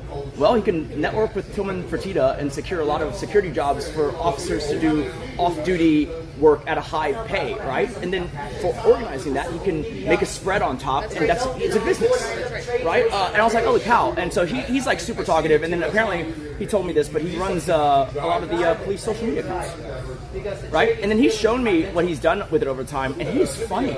He's memeing like crazy. It's like a guy who he can do anything. He just happens to start from the point of like, you know, all this combat stuff, right? And so it's like but like his whole thing is like what you were saying. He told me the story about his grandfather. He goes, my grandfather is worth like $100 million, right? He's still alive. That's why it hasn't trickled down yet, right? And he's married to my grandmother, and they've been married for 73 years. Okay, he says, you know, they have staff and stuff, but like, it doesn't matter. Every morning, he draws her a bath when he wakes up 10 minutes before. And then he goes to the kitchen while she's taking the bath and cooks her breakfast, you know, and then goes out and clips some flowers and puts it in a vase. Every morning. That's his like thing, right? It's like he's a wife guy, I guess what they call it, right? And so I hear that, I'm like, that's so nuts. I can't imagine. It's not that I can't imagine. It's hard for me to fathom someone choosing to want to do it themselves. But also, I feel like maybe I'm wrong. I bet she appreciates it, and I bet she expresses it. I think she does, right? Like that's how you get that feedback loop going. And so for me, I don't know if she would even really notice it because we can just order the food. But obviously they could too. But it's like it's a weird thing where it's like I guess it's a quaint lifestyle that I think like where there is breakfast over here, is there something else over there, right over here, right? Yeah. And like and I think that's like and like I said, I mean like obviously I don't have a license. Like now I'm talking shit. Now for sure I'm talking shit. Is it makes me consider like, okay, this is the way this person shows up for me, and I don't know, like, hey, let's say it's not bad. Like, hey, I know when I fall apart that this person is here, right? And it's being able to identify the way that that person shows up for you, because you don't do it because you're not necessarily obligated. I mean, you can tell when somebody does something because they care about you versus the obligation of, like, we're the same household. I've got, like, I booked your flight too, right? And even in those little things, I think it's like where just all day long. Again, like Tony and I are older. It's like finding those ways that that person shows up for you. Owner finally sold it after 6 months. And really cherishing them. And look how much equity I got out of it. Right? And I think, like, to your point, like, I really love walking dogs. But, I'm doing it because you asked, I'm doing it because it's a little bit of time with me. I don't know. See, that's not enough for her, hence the dog fight, because she was like, oh, you hate the dogs. I was like, what about the one with cancer I cared for, right? She goes, you just don't enjoy them when they're, like, young and fun. I go, Tromps, which is our newest German Shepherd guard dog, I would take that dog. If we split, I would keep that dog. You won't let me, but I would. So you're not right. It's just like, I like some of them when they're young, but other ones are rascals. And I don't really get around to, like, because the guard dog that I'm talking about, I took care of with cancer, same thing. He was a rascal as a youngster. I remember thinking, holy fuck, like, how many shoes are you going to eat, Yeah. And then when he got sick, instantly, it was like, we swapped. He needed to disassociate because it's like starting kind of the grieving process, right? You get 6 months, and it was out of the blue, right? And so then for me, I was like, okay, I can do this. This is like a mission. It's like I like this, right? And I feel like that mirrors what I do in life for, like, most people. I'm a facilitator, right? Like, I will handle all of the other stuff so that the thing that you're wanting to do can go on. Like when Kaitlyn used to, like, get on me for, like, why are you always gone when, like, my brother brings the kids over and they're in the pool and I'm like, is it already gone? I was like, well, I was getting them towels, or, like, so-and-so wanted a drink or a snack. I'm going in, I'm doing the thing, right? And then she says, okay, you're missing out on the fun. And in my mind, I'm like, that is my fun. I'm having a great time watching them enjoy themselves. I know it's hard to relate because, like, it goes to that old thing, right? I remember, like, boomery people would say, like, why would you watch someone play video games on Twitch when you could play video games? But what they don't understand is, like, some people love watching video games more than they like playing them. Right? Different, strokes for different folks or whatever. But so, going back to it, it's like, I could have all this, like, unencumbered whatever, right? I don't have to smell the dog shit anymore, right? It's just like, it's an interesting juncture, but yet at the same time, I look and I say, I know I could fix this. But, like, it would be me basically going to therapy, because we went to, like, a few counseling and therapy things, and honestly, it's like, it's pretty rough, because, like, our fights now are more so like our real fights, the ones that, like, are actually, like, consequential in terms of, like, outcome. They are basically her saying a grievance, me saying, like, I'm trained, okay? I go, like, yes, your feelings are valid, right? And then, I go, like, I definitely understand that, and I apologize. But they've been wanting me to join. I would like to share, like, what my perspective and what I actually meant when I said that, and then that will never get said. Like, she will just talk over and just, like, not want to hear it, And so, like, okay, fine. And so then she proposed going to therapy. And this is the part where I'm kind of, like, quizzical, because, like, I'm going to stop you right here. Here's the thing. Therapy doesn't work when you think that the therapist is going to fix the other person. Interesting. Right? And I have friends who are therapists, and again, because I'm very curious about what's that magic equation for this beautiful thing that I think humans are meant to do, which is to pair up and to share this experience, share this life experience. And she said the number of times that couples will come into my office and they expect me have you guys here, man. to either take a side, right? Hey, yep. As a licensed professional, you are correct, Fred. You've got to change. Oh, you know what? Hey, salad. Yeah. That's what we're gonna Bread do. is like completely different. And she said that doesn't work. Like the role of a therapist is to facilitate a communication and to potentially rewire the way that That's what I'm saying. Some downsizing things are verbalized. Yeah. Or to get something where they can stay here and stay over be there. successful outside of Yeah. it. So we don't have to manage a lot. I am like so you guys like so now you're So it's a little gray area because when you said that, I was like, okay, and then I was like, but how are you interpreting that? And so here's the thing, right? I don't expect the therapist to iron that interrupting this and not wanting to hear that thing out. What I do expect is that, like, I do get to say it. yes, yeah, 100%. However, 100%. the first therapist was very staunch on, because we went to like 3 so far, right? Today was the 3rd. We're trying to find the right one, right? And I'm okay with whichever one she wants, honestly, because I can deal with it. Like I'm there to fix the problem, not to fucking pick like a friend, right? And so the idea is this: the first one was like, you talk, and then you talk, but don't interrupt ever, Yeah. right? I was fine with that. That's great, right? She hated that. Okay. Okay. Second one and the third one both let me talk, but they let her interrupt too within a certain boundary. Right? I never, like, okay, not never, but like in the 80-minute session, I interrupted her like 1, maybe 2 times. She was like hitting me every, like figuratively, every like other sentence. That's right. You know? And like, it just, the sad part is it makes it take so long because I'm just trying to say it. And I've told her before, after I say it, you can still disagree. You don't got to like disagree in the middle of me saying it. Yeah. You know, it just makes it take longer, right? And so, you know, So we're not hearing, right? So we're not hearing. yeah, the whole she's thing. not willing to listen, and maybe she has a good reason. I'm trying to work through it in my mind too. But like, she hates all of them, or not to hate, but like, she's not very particularly pleased with any of them. And like, I've realized, okay, so what else can you tweak? Oh, we can tweak that she states her grievances, and then I apologize or agree, and the therapist is like clapping her. Like that's the only thing I can think of. Like that's it, right? Like that's the only thing because she clearly doesn't want me to give a perspective because I'll let her give a perspective. I'll apologize for mine, and then I will want to say like, you know, you take it as this, but I don't mean it as that. Just so you know, I'll do it differently. And my goal is always to be like, so if I mean this thing, then you tell me how I should say it. That doesn't work because she just refuses to tell me how to say it. Yeah, I think, you know, like with age, what I've also recognized is, number one, you train people how to treat you.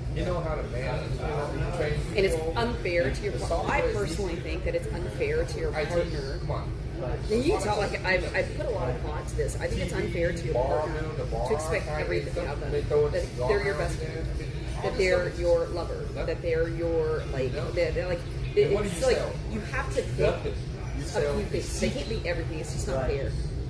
And then also, I think it's also not fair, and I'm subject to this too, to expect that they can decipher your own thoughts. Like, and I've been very guilty of saying a thing and not having thought all the way through it in a way that somebody, like, that I can even understand, and then expect another person to understand. It's tough. It's tough. So where have you guys landed? Like, or So, what's the current status? all of that- I didn't realize that you guys had like this.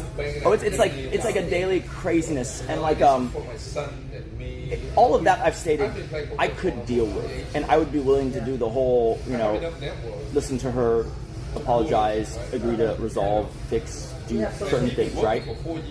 The level that gets to me is like I think, maybe I'm wrong, that there's genuine contempt from her.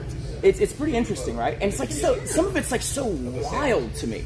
Like, for instance, the other day she was like, you know, because like I have this thing where it's like when we start doing a chore, I'm like, should we be hiring someone to do this? I know your thought about that. Yeah. I was like, you know, because it's your time. yeah. Like, why would I, right? And like, unless you really enjoy the chore. exactly, right? And then I don't begrudge you that, but like me personally, like I would rather hire someone to do it, right? She kind of just said out of the blue the other day, like, why are you so fucking lazy? I was like, I'm lazy? She goes, yeah, like you fucking hate manual labor. I was thinking, man, my whole mind was like, all of this that I've done was to avoid manual labor. Yeah. Like, are you kidding me? And here's the saddest part, okay? I don't believe that perspective whatsoever. I do what is necessary, and I try to maximize what I can. I have so many. I've worked through college. I've worked at McDonald's. I've worked at IHOP. I've worked at the campus dorms. Sometimes two of these at the same time. I've worked at the tutoring center. I can't like McDonald's is manual labor. It's like fucking like scrubbing the grill and fucking like clean the bath. I've done it all. I just don't like it, and I know I don't like it. Hence why I did all this. That's right. And so in my mind, I was like, wait, what was the point then?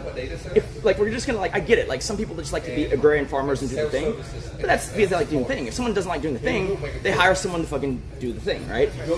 And so that's like one piece of it, but it's also just like stuff like she'll just. And it's actually interesting because the most damaging thing to our relationship is when she basically reveals that she slightly misunderstood the dynamic for like a number of years, and then she says it in a contemptuous way.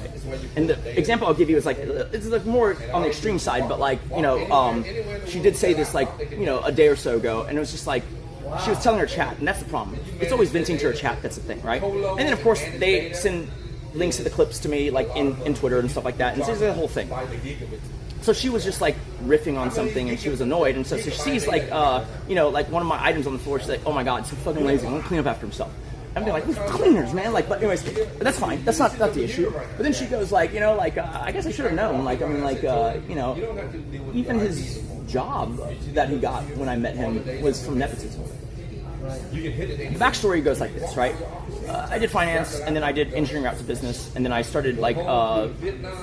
Finance wasn't really panning out when I graduated because of the financial crisis, right?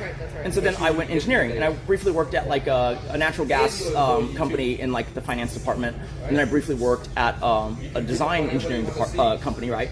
But then ultimately, it was two things, right? Like the company my dad was working at, which I didn't even work under him, right? Like it's just I applied for the same company, and I'm sure there's some. But you were also in a small town. Yeah. Well, so no, I was willing to go to Houston. So this is the big catalyst, right? My mom got cancer. Oh, okay. And so then when I get faced with the prospect of this job makes the same money, but I get to be so close to home. And I get to carpool with my dad, and that means he gets to sleep on the way to work, and then we coordinate how to take her to chemo and all that stuff. That's the reason. And then I realized, holy shit, she never fucking knew that. Okay? She never fucking knew that. And she just assumed this whole time that, like, I only have a job because of nepotism? Like, what in the ever-loving fuck? And that makes me feel like, well, that was so shallow. Because she obviously enjoyed the income I was making at the time that supported putting a roof over her head and having her basically not have to do anything. She just stayed at home and just, like, existed. She didn't clean or anything. She just existed, right? For like 2 years. And so I'm thinking like, wait, that whole time you were like, he got a job because of his dad? And then you, like what? You live in this thing, you have your streaming career because of who? That guy, right? Like, and so that's the part that pissed me off because I was like, wait. And then when I, you know, briefly, like, I played it way down and I go, hey, I want to discuss something. You know, how long have you been sitting on this and brewing, right? And she goes, what, is it not true? I was like, well, do you remember the fact of my mom having, I don't know, terminal cancer? And she's like, yeah, but like that happened like, you know, way into our relationship. And I was like, and that's kind of made me realize, and I don't take it like personally, but it's like this. I realized like, oh wait, you like don't know that timeline at all, even though you lived it. Because it just wasn't important to you, right? She met my mom once or twice, right? But here's the thing. My mom already had cancer when I met Kaitlyn. She had cancer for a number of years, right? But I don't think Kaitlyn really, like, I know I've mentioned it at some point, but it's not like, you know, I meet a girl and on the first date, I'm like, by the way, just letting you know. No, like, I'm not going to tell you that until, like, way down the line, right? Also, it's like, is she comfortable with it? You know, like, some people don't want people to know. And so, you know, I let Kaitlyn know. Now that I could understand, right? If you don't really think about it, you just like, yeah, she's cancer. Like, you told me like this point, so she got it here. But like from that point that I told her, like my mom passed away like 2 months ago. And so I guess she just thought, which is like to me is like inconceivable. It's like, wait, so you think my mom got diagnosed and like, I mean, it's possible, right? If it's real late. Yeah, it's like So let me ask you this: how many followers you got? 2,500 only. You lie. That's it. Yeah. Well, so the cool part is though, I have really high. How you come up with this idea? Like Of what? Like this whole social media thing. I'm always interested in some people that do unique things. It was purely accidental.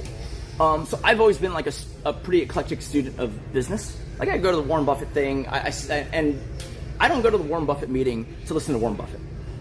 I go because nowadays there's a whole, now he's gonna retire, but like there's a whole ecosystem of other CEOs who go, and they will talk to you there in small group setting. Yeah. Like for instance, Jamie Dimon gave a talk to like a small room full of people. Whatever hedge fund, Bill Ackman. You could literally stand. He knows that I love Bill Ackman. He's so handsome. Silver Fox. Stole Brad Pitt's girlfriend. Stole that Brad Pitt. Not everybody can say that. Did I steal Brad Pitt's girlfriend? No. He's a hedge fund guy. He can steal Yeah. I just love. So he does.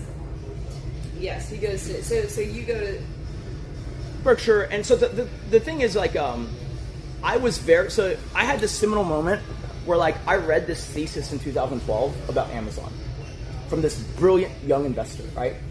I read that thing, I was like, holy motherfuck. I believe this is actually like the roadmap. Yes. Right? And he figured it out earlier than anyone. Like he spliced out like everyone says Amazon has, because for years they say Amazon can't make money. Online retail is not structurally profitable, right? And this guy was like, look at how fast they're growing. Of course it's not structurally profitable. How does a business work? He's like, you buy and build a distribution center, but you need to do that before you expand volume. And so basically, your investment's pulled forward, but the returns pulled back. You see it later. And so he realized that. Yeah, he realized that on a unit economic basis from just literally like 6 months of Amazon trying to be profitable during the .com crash, right? And he's like, this is at a smaller scale, it's structurally profitable. You're saying it got bigger and it's not? No, right? And then he also said like something about the R&D makes me think that they are creating something, not just like servicing their own techniques. That's AWS. Right. He figured out financially, like it's almost like he had this like question mark number of like billions of dollars, and he's like, it's growing. That's good because it means it's working. Yeah. But everyone else is like, oh my god, the tech costs, their R&D is so high. Their stock was like zero at one point. Yeah. Everybody was so scared. And so in 2012, it wasn't quite zero, but like it was a high multiple company. Way high. Yeah, but I read that and I went out and bought it, even though like months before that I was shorting it. Because I read that, I was like, yes, I actually agree with everything that is written in here. Because like, yeah, it doesn't make sense to spend that much on tech. And also like, if it's not working, you wouldn't keep doing it. Right? Like you're doing it because it's working. May I? Oh yeah, please. I brought those because anyone wants an extra cigar. Damn, dude, you're a good smoker. I think you're on your second or third, huh? He's on his first. Oh, I didn't like that one. Oh, you're talking about me, Tony. I was like, no, he's on his first. So what do you do? Hospital business?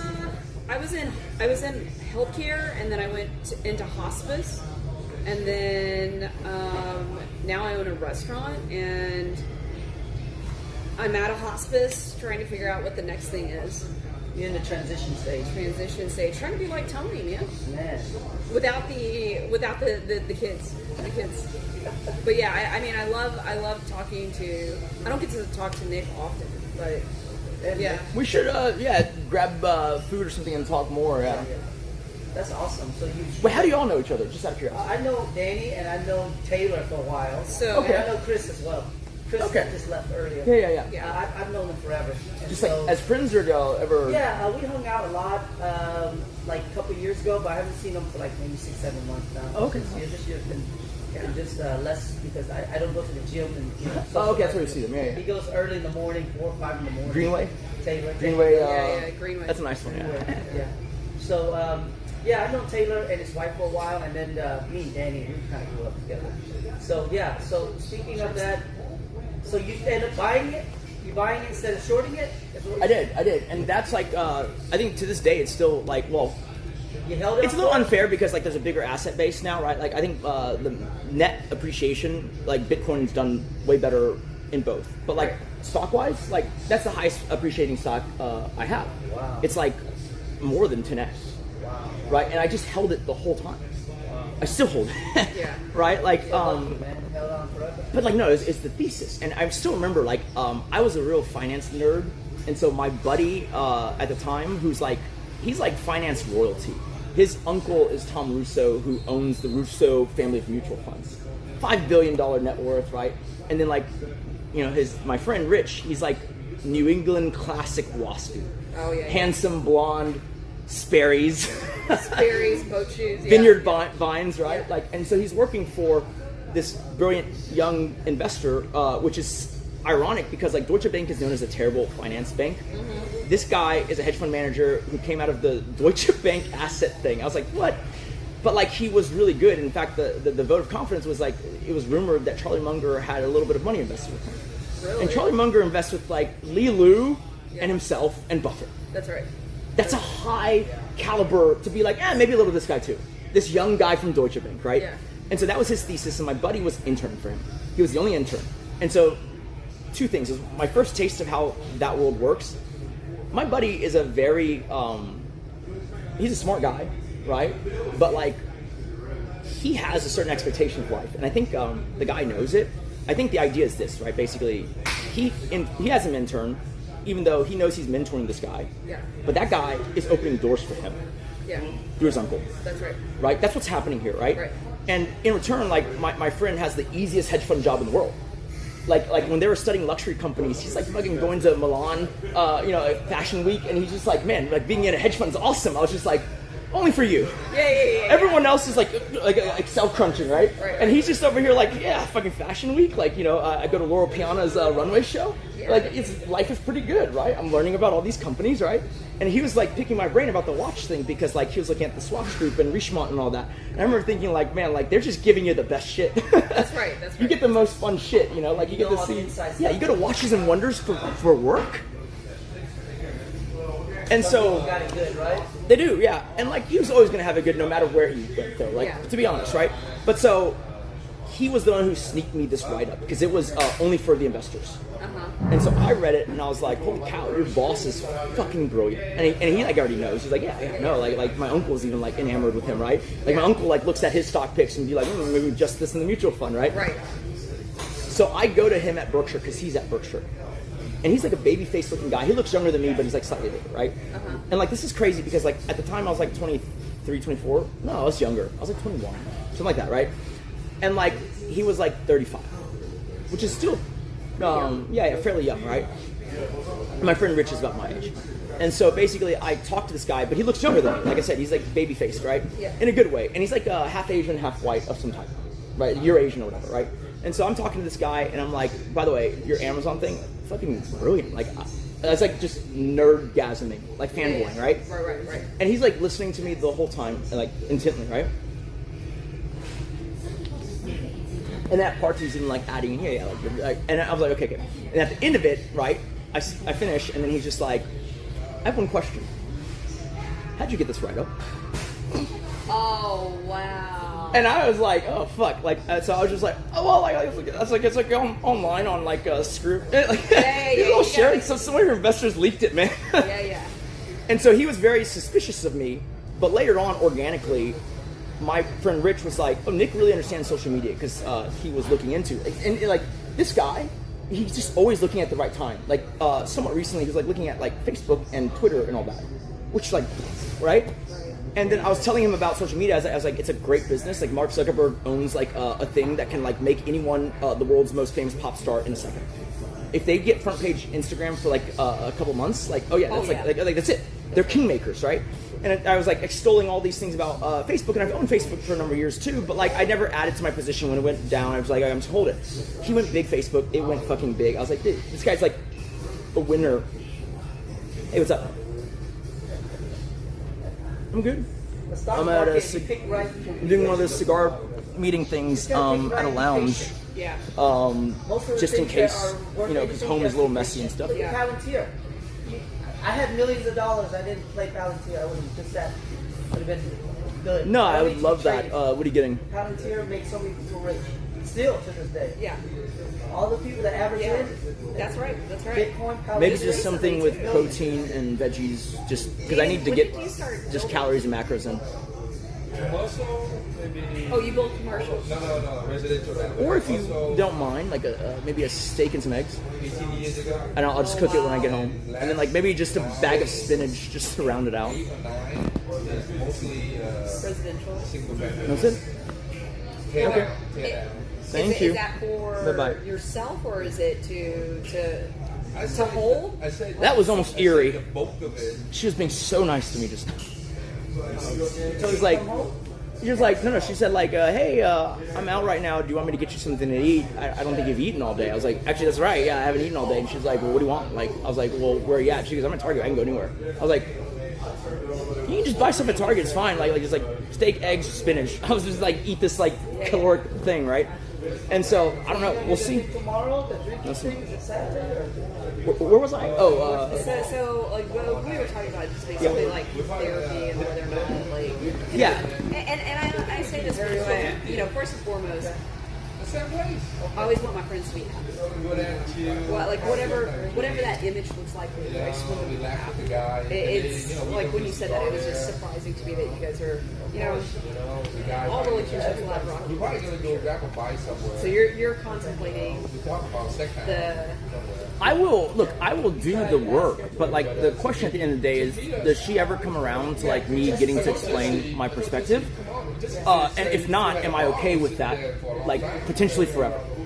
That little aquarium. And so I know it's, I wouldn't say it's easy, but it is quite demanding over a long period of time to go down that road. And so the question is, am I willing to? Right? And so then that's when the thing where it shouldn't. I've told her this before. It's like it's because of the money and the thing that we see like there could be a comparable lifestyle beyond, right? And so for me, it's like I honestly believe this. I think she would be less happy, not immediately, but like call it 18 months out. I think I'd be the same or more. I'm pretty mentally resilient. Yeah. Oh yeah. Like I'm pretty mentally resilient, right? Yeah. And I've always been able to find the joy in every situation, right? Otherwise I wouldn't be in that situation, That's right. right? And so it's like, I feel like I could do this. I don't want to. And like, she's right, I'm a lazy person in that like, I think of the mess it would take to like, okay, this is your asset. And then there's just like private equity. Like half the private equity's mine, half it's yours. So when we do a capital call, I gotta fucking like call her and be like, "Yo, we need to wire $500K because it's a capital call." And she's like, "What if she doesn't have it? I can't not pay." So now I'm putting her half. Like I don't. It's so messy, right? The taxes. Like, which year do you file separate? The first, the second? Like, and then like because remember with the depreciation and gas station stuff. So it's like, oh man, I gotta do it for like 3 years to get the full value. So I gotta do all the shit for like a while. Like, you know, otherwise I could just be like, fuck it, like no tax savings. It's just so messy. But like that shouldn't matter. To me it does, right? But also not just that. The thing I value about her, and she'd probably find it not romantic, is that I love that I've been with a person for that long, and they more or less, you know, like I know we have disagreements, and she doesn't want to hear my perspective, but she understands me at a level that like I rarely get. Because my life has been kind of meandering and like off the beaten path, right? It's it's literally an hour every time someone's like really actually wanting to be like, what do you do? Like, what is this thing? And then like they just keep asking questions, like a fucking Russian doll of like, it gets crazier, right? And so I like that a lot. And honestly, like I'm comfortable with her. Like the dynamics I like, but the idea is like she apparently doesn't. And like I'm a bit confused by that because I think things are on the upswing, right? I made this analogy to her, which is like, does this make sense? Like, and I don't think she understood this because the counter for her at the time, which I don't think it is now, is that, well, are you going to keep doing stuff after we retire? And I was like, yeah, I want to keep doing something. It didn't have to be social media, but I do want to do something. I want to pour my time into it because I really think that like if you retire early and do nothing, you die real fast. Or you lose purpose. It's like a terrible thing, right? You actually. He always been like that. Yeah. And so like I have always strived to do something, and then now that social media is a possibility, I want to explore. It's fun. I get to be on the other side of the table that I've been on for 10 years, right? It's almost like going from sell side or from sell side to buy side. You go from the investment bank to the hedge fund. It works differently. You're not just milking fee revenue. You have to actually have real perspective, right? And I know a lot of people who enjoy that. I enjoyed this because I used to do the whole, negotiating business deal, this is a deliverable, blah, blah. But now I'm on the creating the content side. A little bit, ever so small. Like with my little tiny base of 200 viewers right now, And so I think she was like, because the analogy I gave that won her over briefly and stopped the fighting was like, look, we've been basically on like an 11-year road trip.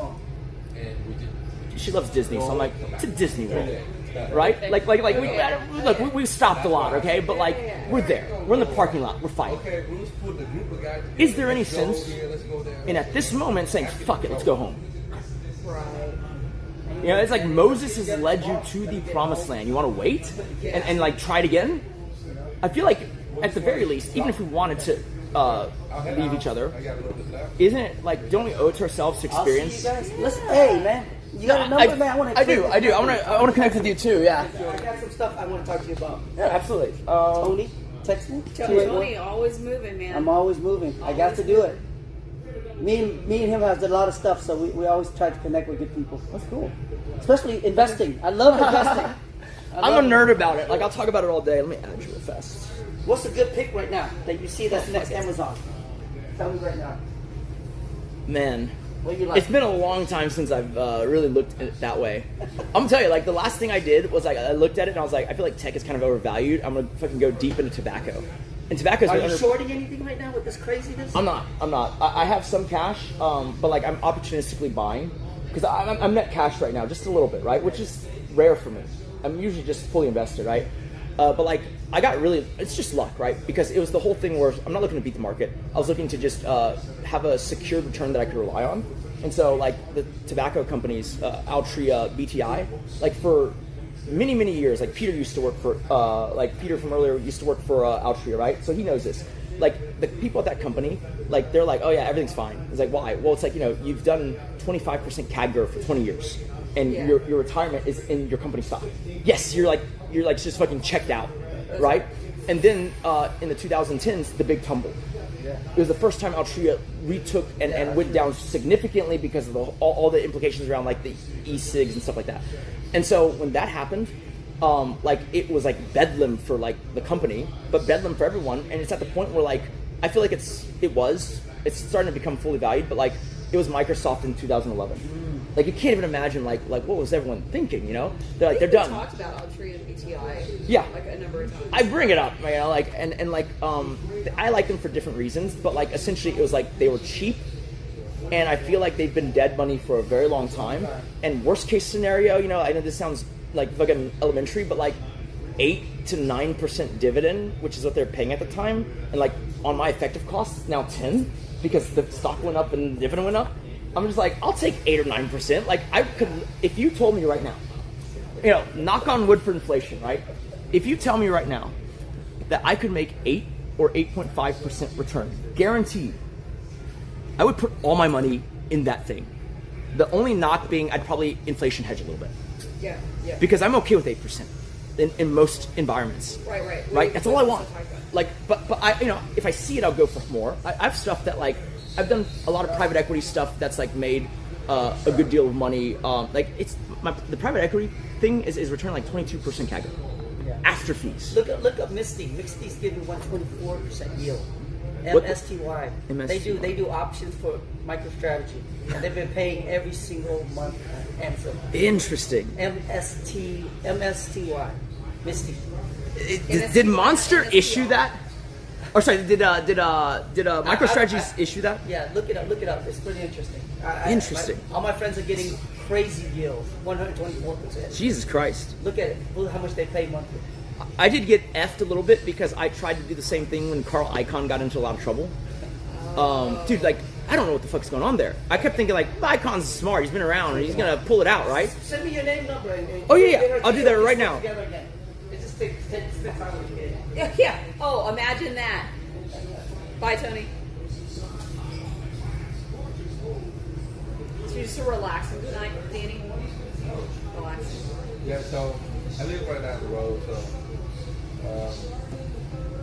I just got membership here about 3 months ago. Okay. I didn't want to renew. I still That's why. Yeah, we used to go over to Stogie's a lot Yes. Yeah. before you finished your house. Yes. It's funny because like I think they hate me because I'm loud. I didn't even know I was loud. Like at one point they're giving me a subtle hint that I missed, and then the guy was like, you know, you're talking a lot. I was like, yeah. And he's like, he's kind of loud. I go, do I need to lower my volume? He's like, please. I will say his office, his home office. You did some major HVAC upgrades to that room, and Yeah. we could smoke in his office, and it would be as clear as walking into a room in your home with no smoke. I mean, like it's like negative pressure. Is that? Oh, it's like a few different things, but basically the general idea is that like commercial cigar equipment, like for a lounge, has been met and even surpassed by like just stuff you buy for a home setup. That's the weird thing. Like the filters are so good that like the filters they have here are probably not as good as my Rabbit Air filters. And then I overdid it. Like they go like, oh, you need 1 or 2 for this room. I put 3 because I was like, no, we're gonna go above and beyond. And then I put an active ozone and recirc because we had to change the HVAC to that like the lounge only goes to itself. It can't go to the gym, which is in the same building. It doesn't go to the garage because then you smell a little smoke, right? And so it goes through itself and then comes back. And then there's an active ozone in there that like basically also helps fight odor and the effects. When we're at your place, when I leave, I literally never smell like cigar smoke. You can leave here and all this is definitely going into the washing machine for sure, right? You got to wash your hair, the whole situation. But yeah, your place is. But yeah, we were at Stogie's for a while too. Yeah, I was there, 3 years. Yeah. And then before that, I just randomly smoked at friends. Different places. Wherever we hang out, just to smoke. Membership there for 3 years. And then early this year, I just didn't renew because the ventilation is not good. Yeah. Furniture is still kind of not good. So plus I'm building a house right down the road right here. So for myself. On the side?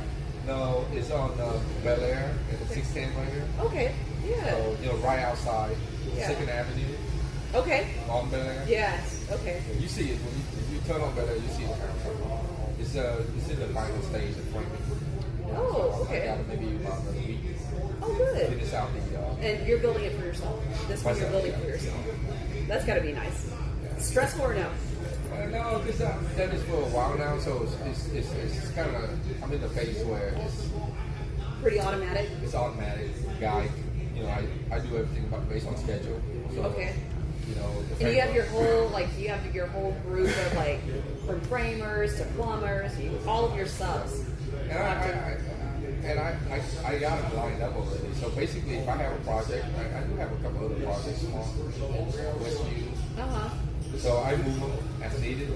But the MVP guy, the mechanical electrical plumbing guy, they come when we've done framing. Yeah. So the schedule is there. Yeah. And I'm comfortable with the design and all that already. So I check things before the inspector walk in myself. So stuff like that. I'm very familiar with the construction piece. I'll tell you the biggest hustle is permitting. Those guys in the permitting office, those guys are running a hustle. That's a scam job. You say just here or just everywhere? I think it's everywhere. Anytime you go into like building permits, it's like, it's who you know. Inspector. Yeah, it's who you know, how fast you can move it through. So that's important. You know how you set out talking to Tony? No, not Tony. Tyler? Taylor. So that's where things maybe go in the wrong direction or not is when you hire a firm to design and permit. That's where it starts. Why? Because a lot of them have or don't have the relationship with the city. That's right. Or the best interest of the client. That's right. Like when I do a design, like for instance, my house in Bel Air, the design phase of it, when you do a Grab that cutter. Yeah, here you go. that told him, hey, we'll take a 6 month to get you a permit. That's what they told him. 6 months? Yeah. You're already paying for the loan for the land. You're like that's too long. Yeah. That's too long. And they sued for 4, right? They sued for 4, but they kept 6. So basically, they all trying to cover themselves. You know, but in the design phase, like my team, before we say, okay, let's send it in, we look at everything. We look at it. We do the review ourselves. So we don't need to deal with the revision, because the revision is what double up the time. That's right. When they get kickback, we got 3 pages of revision. Yes. Right? Yes. It's because you don't know what you're doing. You don't And know but what that, the AC don't you put that on the architect though? The architect. Yes. The But architect also needs the to. builder needs to know, you can't just put it all on him too. Yeah. Without the structural engineer look at it. That's right.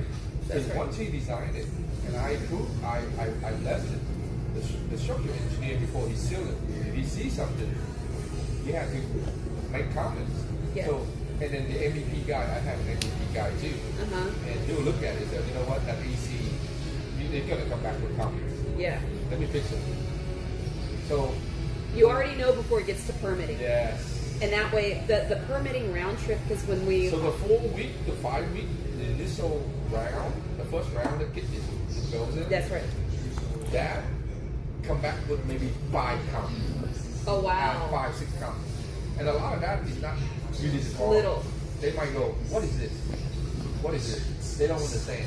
Maybe because your schedule is kind of like, didn't explain it. Yeah. But that is important, the design phase where the team has to be involved Yeah. to help the client. That's not right. waste that 4 or 6 months. That's right. City of Houston is overnight review. Yeah. You gotta know. You gotta tell the client that too. Hey, look, instead of 4 months, we get it down to 2.5. You pay, you know, the 14. The overtime, the. We'll submit it. Yeah. We won't kick it into the standard review, but we'll put it in overnight review. So instead of initial 4 weeks, it's only 2. That's a big deal. Big deal. That's a big deal. Now, so I was explaining to him, 6 months is overkill. Yeah. They're going to charge him $100,000 to do that. That's crazy.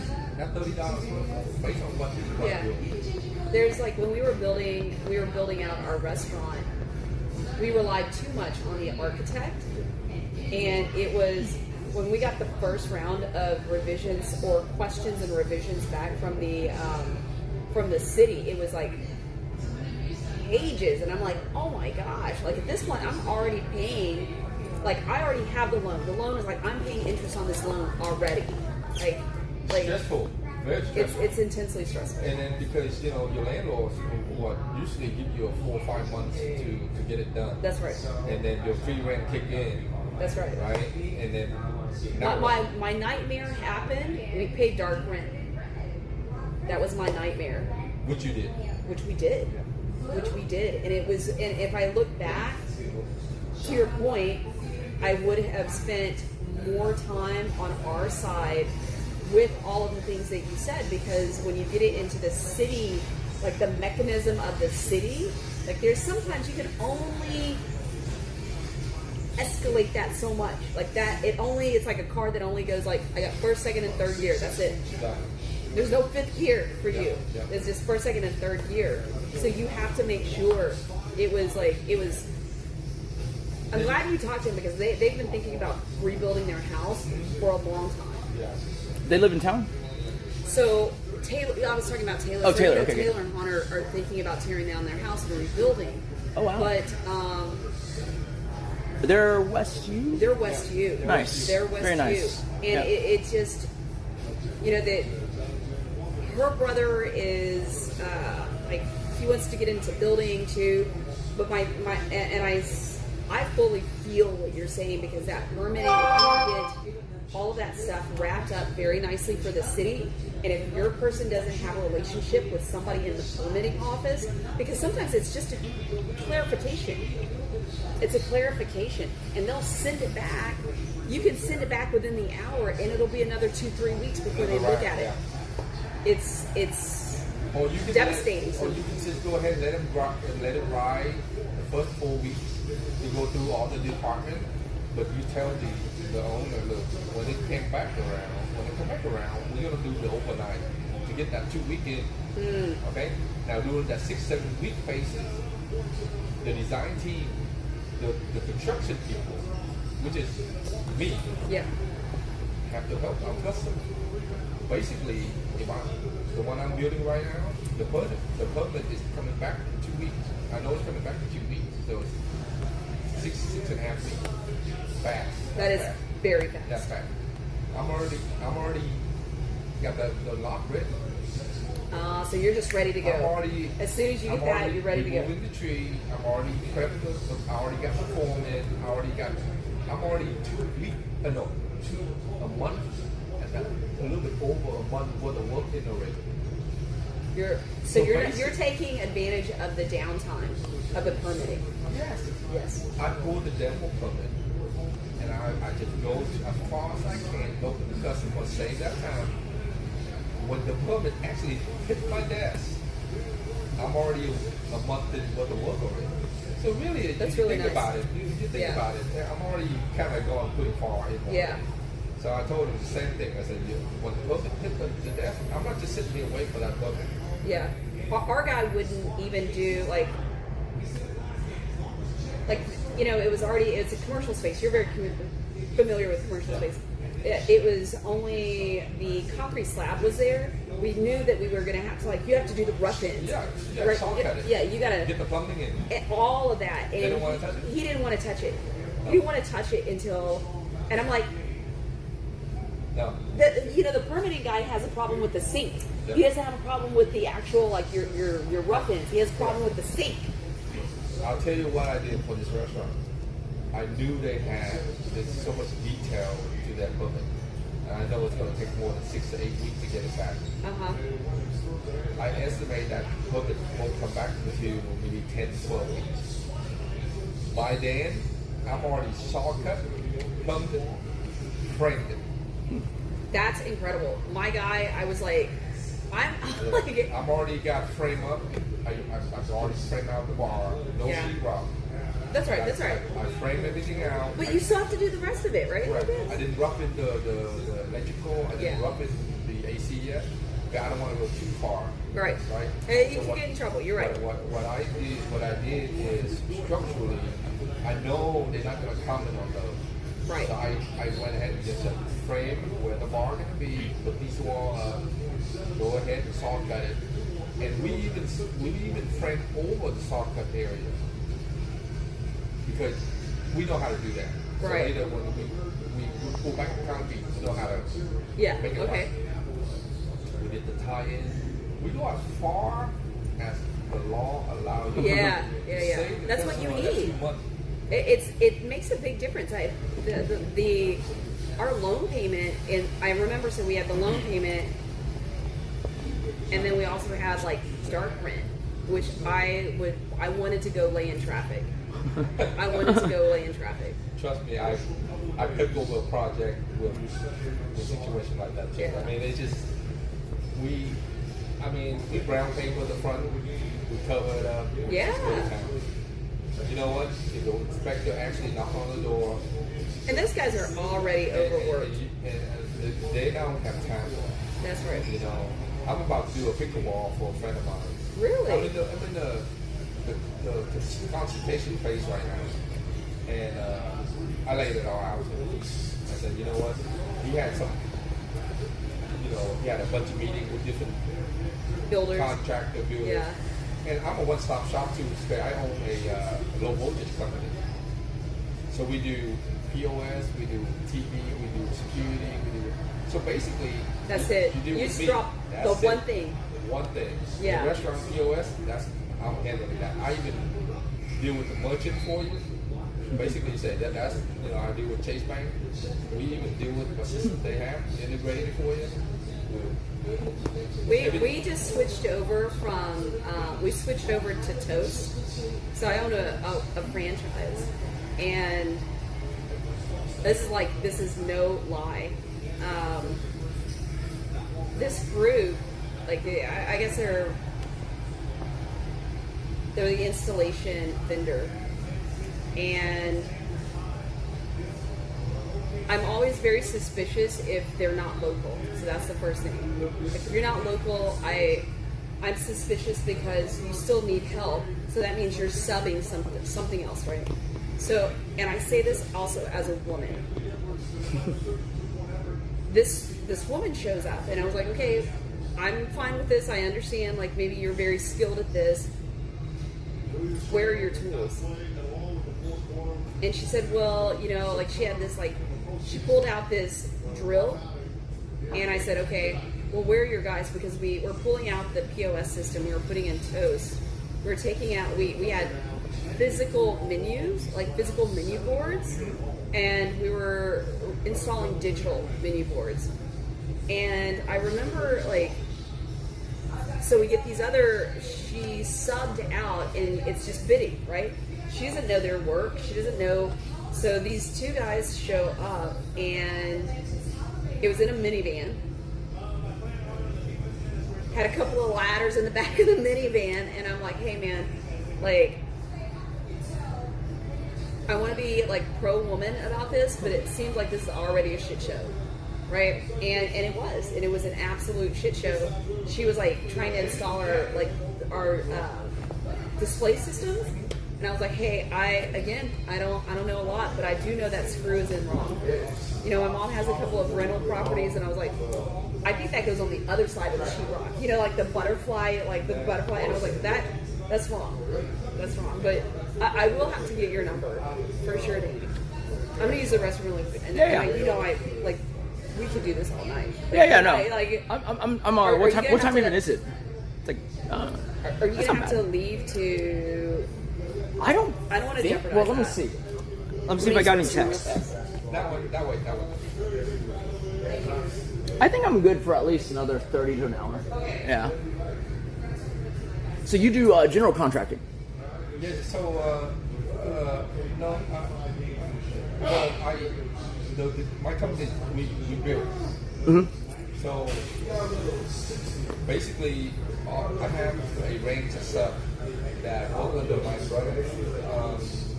And of course, we are more like a one-stop shop. And nowadays, I do a lot of build for myself. I take on a few projects here and there just to kind of keep my guy busy. But now I just buy property, mostly in Westview. Okay. Where I can command maybe 450, 500 square foot. Okay. You're saying for then residential, right? Or what? Yeah. Tear down. Okay. I buy the property. I design. I see what fit in the area. Tear everything down. Build it. Put it on the market. You know. And so for every dollar we put in, I put in. Actually, this is for me, and I do it for myself. Because I figure, if I'm going to build for a client, X, Y, Z, why not do it for myself? Sure. Yeah. I got to work no matter what. Yeah. You know. So right now, I'm because you don't have to bid, right? You just do it. Yeah, that's nice. Yeah.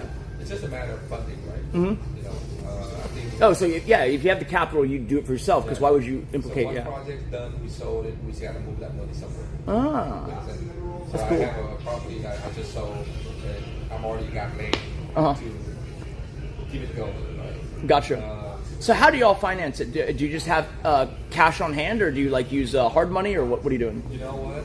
I'm lucky enough so far to deal mostly with most of my cash on hand. Okay. And also investor that have cash on hand. Interesting. Okay. And then what kind of, just curious, what kind of returns are they getting? So the project that I involved depend on the area, right? I just said the one I just sold recently, land and all, it was about 1.2. Okay. Land and also construction, cultivation fee and all that, roughly about 1.2. We sold for 1.7. Okay. So, it's a 16-month, on that project, it was about 15, 16 months. Interesting. So Okay. really, they get about, I think one of the investors put in $700,000 worth of his money. So really, it come back to about maybe 40%. Okay. make roughly about 40%. So 40% of the profit would be $250,000. Yeah. That's pretty good. 15 months. That's pretty good. That's really good. Yeah. So when you say that you need the cash on hand, it's not just to buy the property, but you have to actually front the renovation, obviously, right? Yeah. Now, if he can go to the bank if he wants to. Yeah. It doesn't matter. The contract is, if I need money, if I have a project, and I usually don't reach out to the investor unless I'm like, okay, this project needs some cash in it. Right? Okay. So I go, I need $400,000 to finish this project. Now, I can go take a loan, right? Or an investor can come in and go, you know what? I worked with this investor a few years already. He's good with that. He's good with this money. Get in there. Because the money dictates how fast I get it done. Really? Yes. If you have cash on hand, I'll guy will be there hanging out. Interesting. Okay. Now, if you depend on the bank, they're in stages. You have the green tag. You do the roughing, the green tag, the roughing. Yep. They have to send people down. That's right. Approve it. Yep. Before they cut you a check. I don't want to deal with that. Yeah. I don't want to deal with losing 3 weeks here, 4 weeks there, a week here. I have my schedule. I build my schedule. I want to get it done in 15, 1 year. I want to get permanent and get it all done in 1 year. With permanent. Right? 4,000, 5,000 a kilo, doesn't matter. We'll finish it. Be on the market for 3 to 5 months. With the benefit. And that's all. Have you ever tried bank or, I'm sure you avoid hard money then, right? Yeah. I'd rather take that money and give it to, I have relatives that go in, Asian. Hey, look, I got 100. Yeah. Interesting. I get in on it. And if I need it, then we'll get in on it. If I don't need it, I don't need it. It's all depends on the project. That's interesting because not that exactly, but there's a guy that I have done a lot of stuff with now. At first I was I'll test the waters with $100,000 or so. I was just let's see what happens, right? Yeah. Sometimes it vaporizes, Right. I've had 2 people vaporize it. But in some cases, those are my best investments. And this guy, he's a big developer in Dallas who does apartments. I think currently he's doing a lot of Frisco area stuff because it's growing real fast, right? Big mega apartments. My understanding is, because he explained it and I listened to the whole thing. I was I don't know what's going on, but he's basically borrowing money from investors on a 3-year basis for 15% per year. And so I hear that, I'm well, that's a pretty good return. I'll take that. And for me at the time, I started doing it, ironically, about 3 years ago. Because my thought was the market's kind of high. If I throw this thing in there, I get my 15% and then I get my money back at some point. And that might be a great time to have my money come back. It's almost I was basically sending my money into the future with interest and it would hit me at exactly the time, which I planned at the end of this year, our kit contract runs out, right? And so that steady, it's 7-figure a month thing goes away. Well, it's nice now that we have 7 figures a quarter coming in from old investments being returned with interest, right? That's the idea. But at first I was well, how the hell are you paying 15%? As much as I can figure out, it's that he's doing the thing where it's he has the capital, he can build it fast, and then he's already has a predetermined price to sell it to a REIT, like a Camden or whatever, one of those big REITs that build the mega things, right?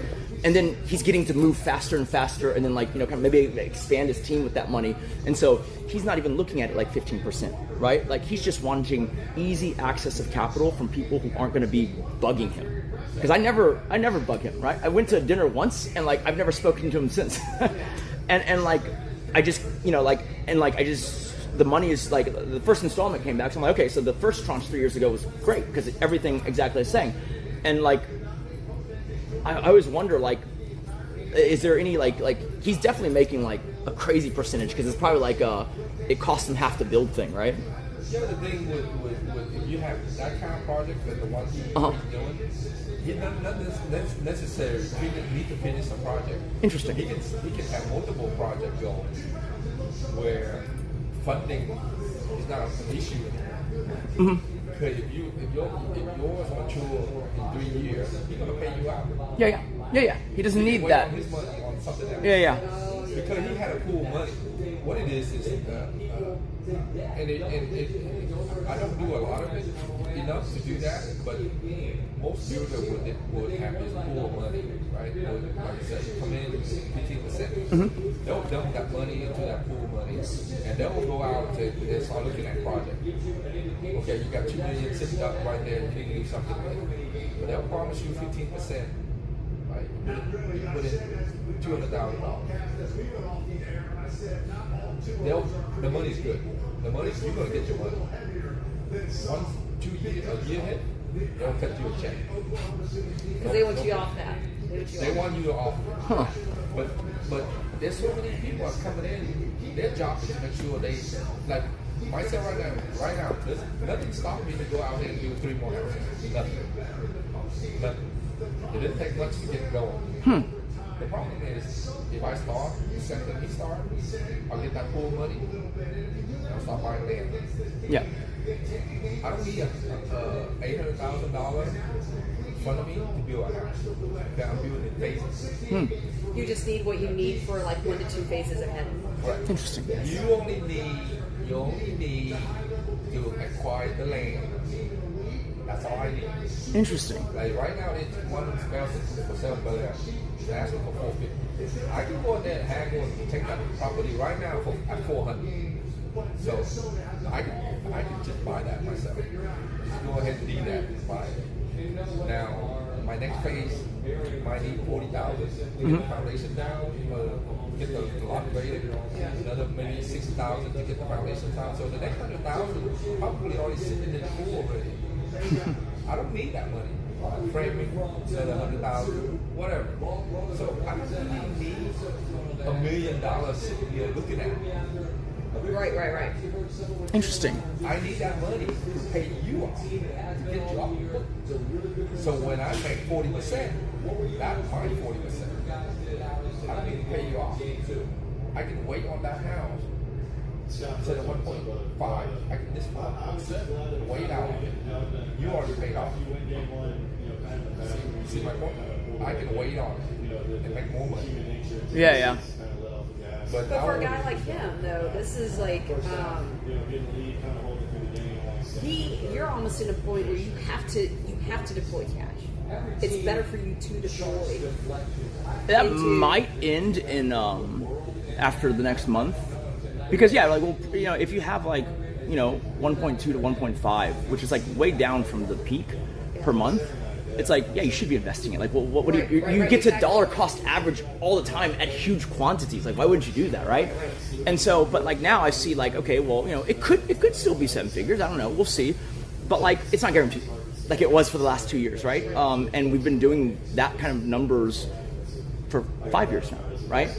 And so when you think about that, it's like, now I just need to make sure that whatever random stuff might come up, it will never like stress us. And that's why I've timed it to where it's like quarterly, the money's happen to return on that 3-year increment every quarter, and I'll probably redeploy it. But if a big need comes up, or like, like we find we can annex the property behind us, like, oh, absolutely. Like that'd be a godsend to not have to even wait just to be like, whatever. And in all probability, knock on wood, I think it's hard to escape. Even like if we just phoned it in, I think it'd still be like $500-600K a month easy. Yeah. Right? It's a big drawdown, but like it doesn't bother us because like, I mean, like it is what it is, right? Like that's the life cycle of that business. Yeah. That makes sense. Yeah. Yeah. But I understand also what David is saying is like, but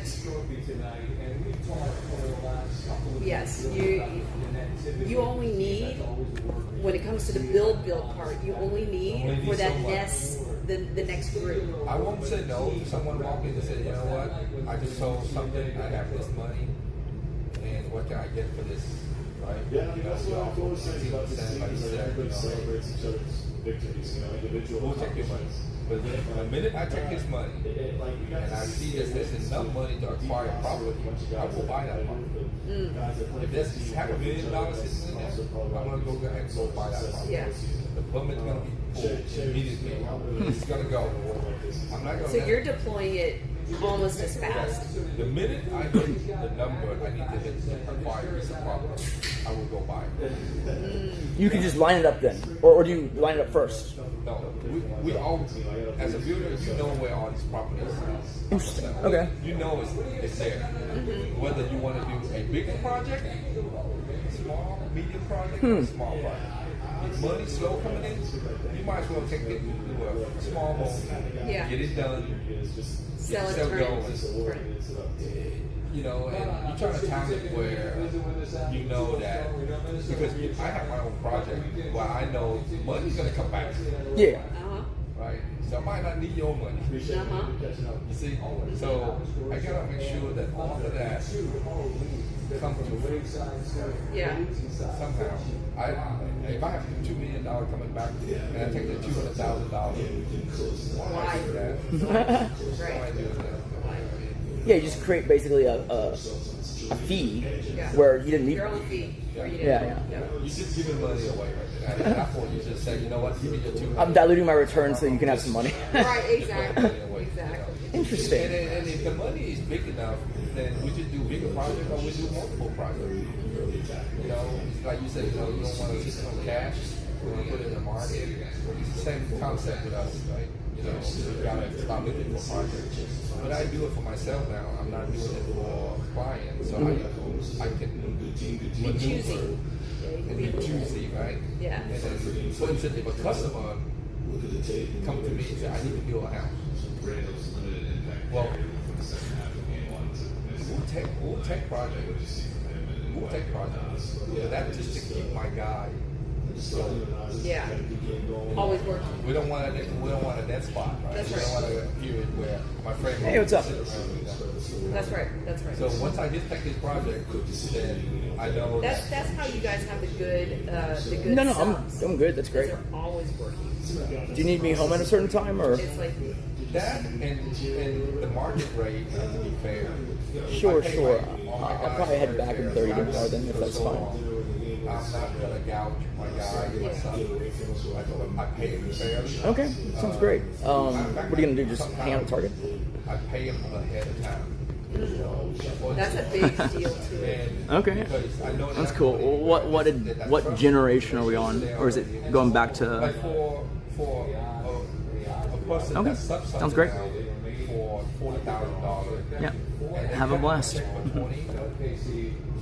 You too. Yeah. You write a check for somebody that's Bye. done anything, and it's a check for 20. Yeah. Is he gonna come back? 100%. Exactly. I mean, is he gonna come back and start working on this project, or am I gonna have just lost 20 grand right there? That's right. You know, so you kind of have to find the right guys. guys. Yeah. I'm fortunate enough to. You've been in it long enough. Yeah, pay them enough, pay them fair, pay them market value. You know, count on their work. I can tell when they slack off. I mean, basically, you know, when I see a roughing falling behind a week or two, I would tell them, next week we need to work weekend. Yeah. I would tell them. Wow. I said, I'm not waiting for my customer to come to me and say, people kind of slow. Yeah. No, my money too. That's So right. not just my client money. Yeah. So I would tell them, look, next week I need you guys to work weekend and get caught up, because my schedule is that right behind you I got my AC guy coming in. That's right. That's right. He got to come in. It's all timing. Yeah. It's all timing. Yeah, we learned it. That was like our first real experience. My brother used to be a GC when he was younger. He was a GC for a home builder. And so he had some experience. But when we got into commercial, it was very different. You're right. Some of the subs, like, you know, they're going to take the jobs that either pay more or they're like, you know, so you rely a lot on your GC's relationship. To come through for you. 100%. And, you know, and like the draws that we would have, he was like, hey, you know, and we would talk about the draws.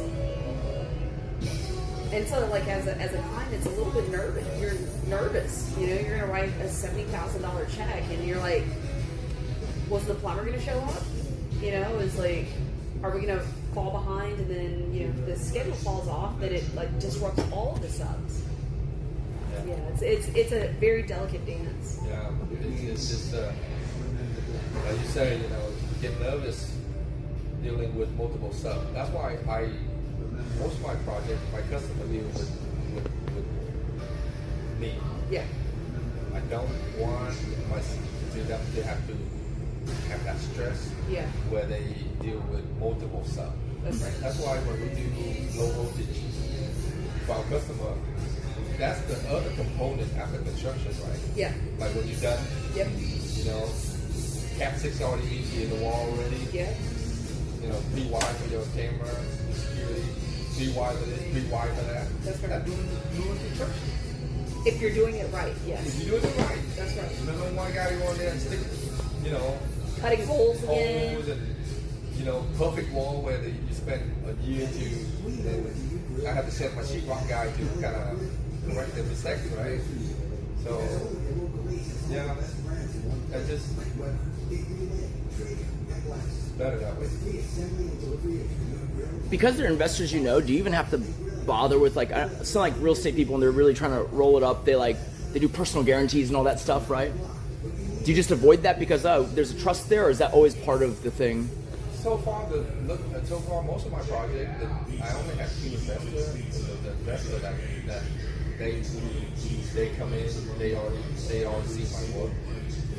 Their expectations is already there. So I just work with them.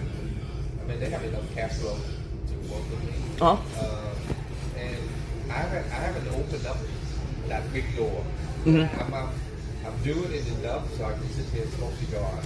Yeah, right. I'm That's getting good. there too. So, I mean, it's just, I just don't want to, like Tony trying to convince me to blow it up. Wait. Okay. Yeah, Tony saying, let's develop. Let's take that next step. Okay. Because I can do a development project. Yeah. The whole community. Let's get one home. Let's go buy A 10 strip. acres. You're going to do a whole strip. Yeah, let's buy 10 acres. Yeah. Let's put 100 homes in there. The whole community. I mean, I know how to do all of that. You know, bring services, water, sewer, bring them all, flat it out, cookie cutters, and people in custom build their homes. We'll build them to spec, whatever they want. Do 100 homes. Now we're talking about 10 investors can get involved in this. Yeah, at least, right? Or we can also do finance. We can do a 15-year on it. Now we're talking about bigger money. Yeah. Like, come in, give us 20%, start a home for you. That's all I need. I don't need much. Interesting. Okay. Yeah. To build a home for you. Right. Put that foundation down, the draw from the bank, draw from the investor. Now we're sitting here with 100 homes pay us money every month until they pay out our loan. I'm not talking about small money. Yeah. And that's what Tony trying to get me to do. And I'm not ready to take that big. You like your life right now. I'm 1 foot in there, 1 foot out kind of thing. Yeah. It's kinda like, you know. You're going to get the itch, though. Yeah. At some point, you might get the And itch. I do 2 or 3 homes. I enjoy it. I'm on site. I talk to my sub. I drink coffee. You know, it's one of those things that I'm so comfortable with. My sub like to see me, you know, when I'm there. Most of our projects, we don't get red tag, which is green tag most of them because I involved. I get involved. Yeah. The minute I do development, I can't. I gotta put. It's too much. I gotta put my site GC on site. Yeah. I gotta put manager on site to oversee certain phases. Yeah. And stuff like that. And then you want thing done right, you gotta do it yourself. I don't care who you hire. I don't care how much you pay that guy. He's gonna Yeah, it's the natural thing to take a little bit of a shortcut. Yeah. Right. Yeah. We were talking about. So we have one restaurant where my brother's flying in tonight. He wants to go look at a piece of like property that a broker sent us, and he asked. He was like, "Well, because he lives in Denver, and if we do this, it's a lot on me here." And he said, how do you feel about this? And I was like, what I learned the first time is every day, at some point in the day, I need to be there. Right? Like, we have a very stupid problem right now in our existing restaurant. It's 2 factors. Number one, like you said, sometimes when the architect is not part of like the entire design team, it's a problem. So he put our water heater is above our mop sink. Well, here's the problem. This is also like so many stupid things. This property is owned by Fidelis. There's a very mild slope front to back of the roof. So when they came and took measurements, they didn't measure the back part of the floor to ceiling. So with that gradual slope, and I guess it's for rain, to keep rainwater moving, right? It jammed our water heater right against the roof, or the rafters. There was an issue with the water heater that requires us to, like, now I guess all of the components and the computer and the motherboard's at the top of the water heater. You have to lift it up and take it off. But there's no clearance. So we had to have 2 tankless water heaters installed. So I've got a dead water heater up here. And I have 2 tankless water heaters. And I literally had a plumber out there this morning. And what I realized is, like, you still have to have things accessible to trades. We're on this ladder. He's on the ladder. I'm like, help me up so I can see. Help me up. But, you know, like, it's just the little things like that. And that, you know, I'm going to be dealing with this for as long as this property's here, right? Just that stupid placement. So, like, you're exactly right. Just the little things. Well, you know, doing the roughing and the installation, and you put in an 80-gallon, it's just slotted right there. Make some modification for you. So they Is it 80, 60? It's 100. It's 100. And we had talked about it, but then they didn't have, because it's also like, we also have a bar. So everywhere that we could have put this, well, he was concerned that we would also have to go back to permanently to move the water heater. And like it was just, we were already behind. Right, we were already behind, and so it was a decision that we made out of duress. And it's a decision that I live with. Get it done so we can move on. That's right. But you know the end game to that is now what you're dealing with. That's right. That's right. It's a perpetual problem. It doesn't ever resolve itself. Well, the shortcut is those payments. Yeah, shortcuts. You always pay for the shortcut. 100%. Well, you put them apart. You take this, or you put them in one area. It's one for the bar, one for the restaurant. No, they're both in the same spot, kind of where the water heater was, because the natural gas was already there. The exhaust, right? The exhaust was there. The drain lines, and so we had to, like, we kept it in the same spot to minimize downtime. So yeah, it's like, you know. So now you just let that guy. Every time I look at that like $12,000 like water heater, and I'm just like, you know, but yeah. So it sits on the platform? Or? It does sit on a platform, and it's also inaccessible. It's inaccessible to trade. You know, like plumbers, like those are not, some plumbers are not in shape. They're not small. And so you have this like little platform, and I looked at a guy and I was like, you gotta go find a friend. Like, you're not those the commission of the unit is, you know, you just have to bring manpower. You know, sometimes if it's already decommissioned, meaning there's no attached gas line to it, there's no drain line attached to it. Nope. The vent probably already rerouted. That's right. So now it's just we just leave it there. It's just a piece of metal. Yeah, it's a piece of like unused art. You know, but yeah, I think that's like there's a. So these guys that we're thinking about doing this, the next restaurant with, we talk a lot about money makes the difference, right?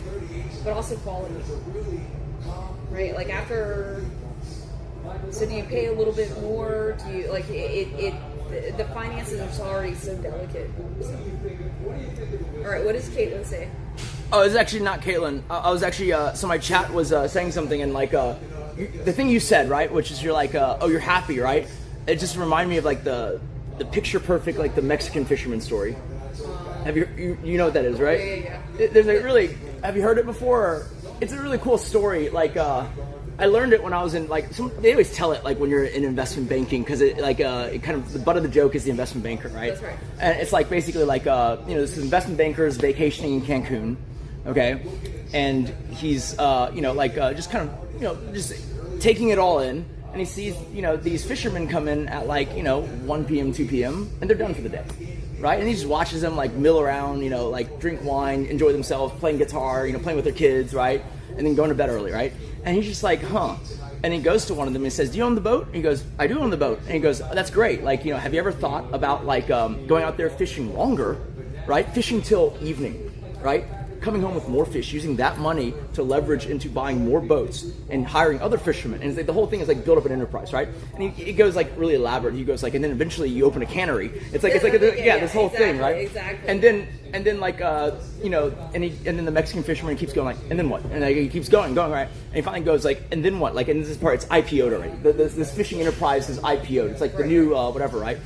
And then he goes, then what? And he goes, well, then you can end your day early, drink wine in the afternoon, play with your kids, and go to sleep early with your wife. It's like, so he's already doing that though, right? Like you're doing it a lot more steps just to get this big number, when like the happiness was found in the thing all along. Yeah.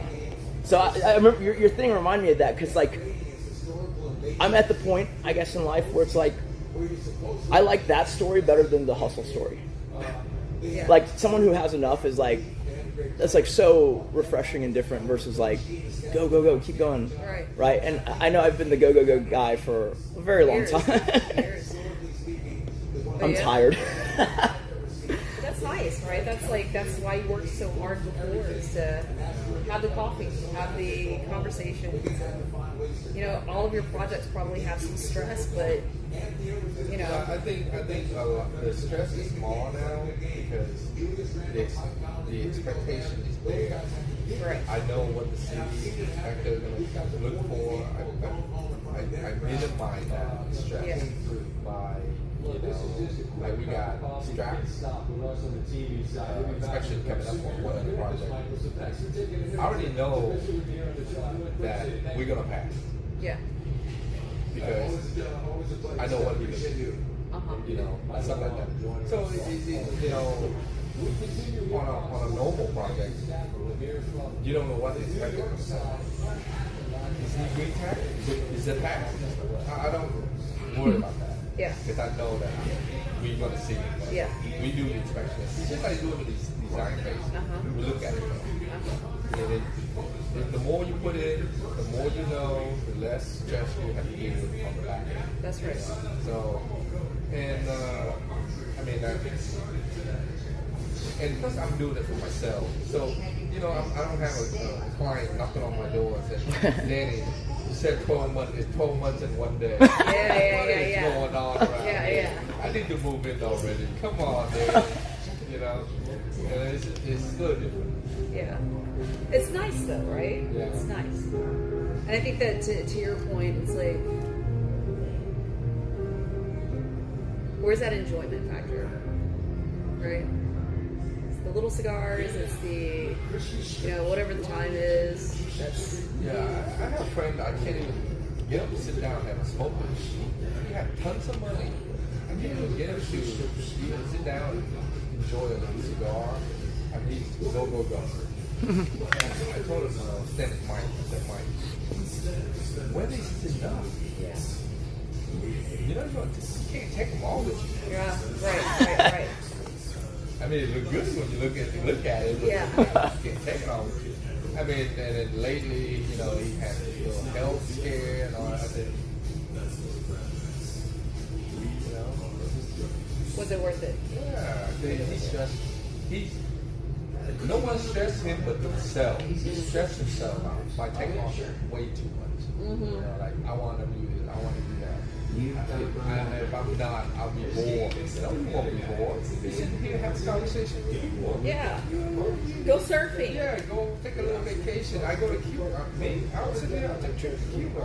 I'm going to use my time. Yeah. I love cigars. So, you know, we put golf trip together, we do stuff. At the end of the day, things going to be there.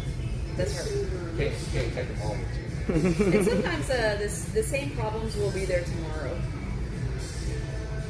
Right? The same problems will be there tomorrow. I think that's a very hard lesson I learned with like opening the restaurant. Like I talked to Taylor, and Han's a very good friend of mine for decades, and I told her like that was the hardest year of my life. That was the hardest year of my life. What's the name of your restaurant? Shiba Hut. It's a franchise. It's a sandwich shop. It's like $610 and $290. Okay. And you know, in part it's like we're also trying to diversify some of our, you know, like our revenue streams. And was this the best? I don't really know. I did, you know, this is something that my brother and I and like another business partner did together. I'm very lucky because I enjoy working with my brother. I do enjoy it. There are times when you're just like, you know, we're very different. Like, I think there's a component of entrepreneurship that requires very, very, like, high risk tolerance, right? Like, Tony's one of those guys, high risk tolerance. I'm just the opposite. I'm always arguing the bear perspective. I'm always the bear. My brother's always the bull. That's me too. Right? Like, which parts of the bear? I'm the bear. Kaitlyn's the bull. Yeah. Yeah. And so, you know, like, we have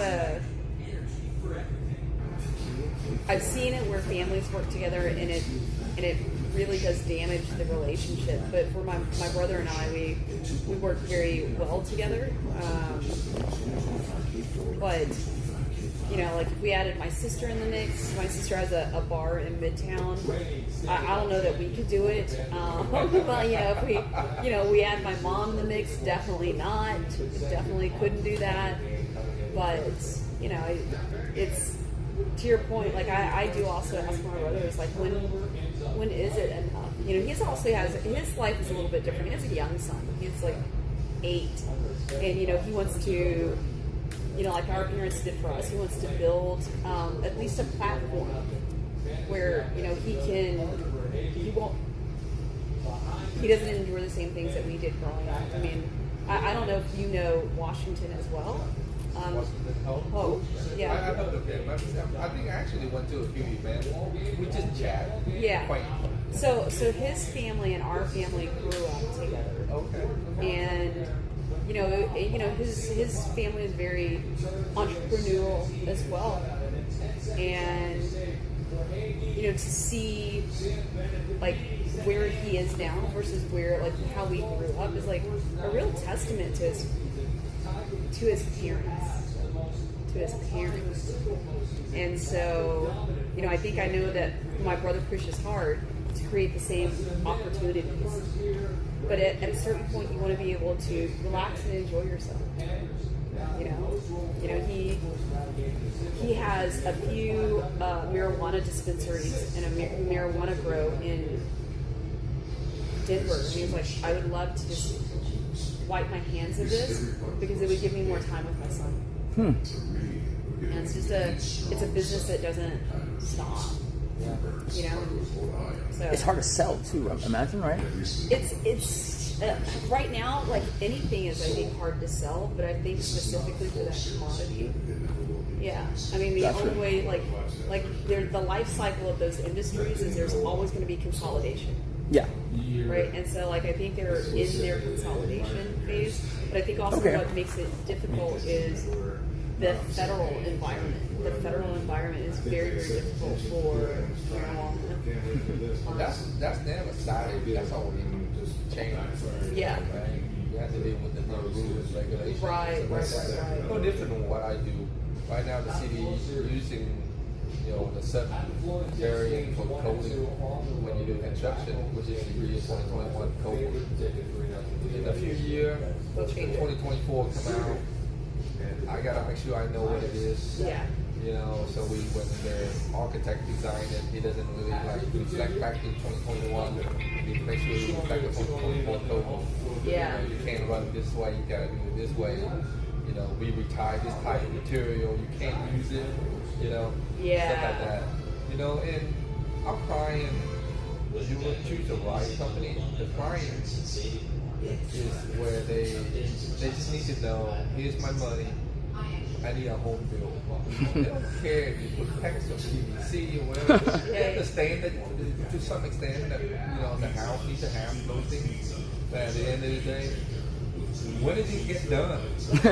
That's right. When is it gonna be done? Yeah, why do I have to give you more money? Why does it take so long? And the expectation is that you've done it to code, right? Yeah. That's the thing. And and then of course there's always the shady business of subcontractor. The shady business of framework that put in number 3 instead of number 2 lumber. You got a guy that cut corner on beams. Yeah. And put $5,000, $10,000 back in their pocket. That's the right. material allowance is where they can play a little bit. That's right. That's and right. Then when they do that, it actually barely pass inspection, or the inspector don't care for it anymore. And say, you know what, you're good. Green tag. Yeah. So, but people don't know it. Lumber is just not just lumber. I'm framing a house right now. It's number 2, number 3, number 4. When a tree are cut, the core is number 2, and then as you get outside, it's number 3, number 4. Those lumber, they're not the same quality. And I can frame you a house and say, I'll show you $500,000 view of your house.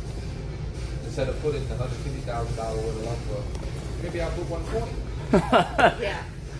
Because the stuff that you don't see, the 2x4 that you see that go up and down in your wall, it's still 2x4. That's right. But it's number 3, not number 2. And to the untrained eye, you don't know. Yeah, we were. You're right. The allowance, the supply, the material allowance, and I remember I was talking because my brother was a GC, and he was like, I almost want to just go buy the material myself. Right? And he was like, I know what, he's like, I'm buying the material, it's being delivered. You said you need this much, you needed this many yards of PVC or this many yards of in the restaurant we don't have PEX. I don't think we must have some. We have a lot of PVC, we have PEX. It's allowed now, so you might. But I just remember my brother's like, no, you don't know these subs. They're going to say it's going to be this much, and then they're going to take half of your stuff and go to another job site and then roll it forward. And I was like, hey, man, I need this open by this day. That's the owner speaking. Yeah, I need it open I need it generating revenue by this day. That's the owner speaking. Yeah. Are you going to head out? Soonish. I was actually amused because when you mentioned Shiba Hut way earlier, it was 6. Good market research for you. My chat was all like Shiba Hut. Oh, I had them in San Diego, and then I have a few Houston viewers, and they're all talking about the restaurant now. They're just talking amongst each other. Yeah. So I guess you have a lot of fans. Did you mention you were doing another one, or is it a different concept? We're thinking about doing another one. So the way that this franchise agreement is you buy 3 licenses. There's pressure to build the first one, like a timeline. There's a pressure timeline to build the first. You have flexibility on the second and third, but it's a very interesting. They don't quite pressure you on the second and third, but what we have learned is location makes it's 100% the solution. The right location is 100% the solution. And so for us, there are 2 franchisees here, us and then another group, and they're very interested in building their 3rd one. Interesting. And so they're like, well, why don't you, would you be interested in partnering with this? That would be our second. That would be their 3rd. Our operations are tighter, right? I'm an operational person, so I focus a lot on operations, but we're not convinced on the location, right? We're not, and it's always like when you. I think with home building, maybe it's a little bit different, but I think in your commercial experience, it's like for your tenant, it's like $1 million thesis. It's $1 million hypothesis. Is will this concept do well here in this space? So yeah, that's what we're gonna go and check out tomorrow. Site potentially. Yeah, so it'll be off of like I-10 and. I think it's Greenwood, so one before Thrive. There's like the developer there is it's essentially all restaurants, which we like. Is that Katy area? It is. It is, okay, It's yeah. on the edge of the You're going from You were kind of close to. I lived at Katy, and then now I'm at Memorial, and so like today, the PA just booked a therapy thing at like one that I'd been to in the past because I was in Katy, and so I had to drive that way, which is why I was like, oh yes. Exactly. Yeah. Don't let me forget about that other this other girl. Yeah. You're saying she texted me. Yeah. Did she? I put you guys on the same text. Let's see. Do you don't know which day it would be, do you?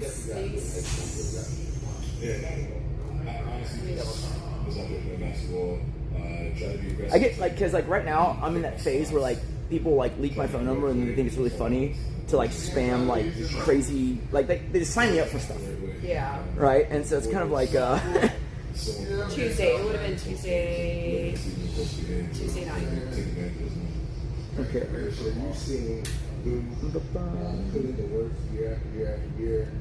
But I'm glad for the meeting. Oh yes, I see. Yeah, I think To be able to enjoy your time, I think that's the pinnacle of life.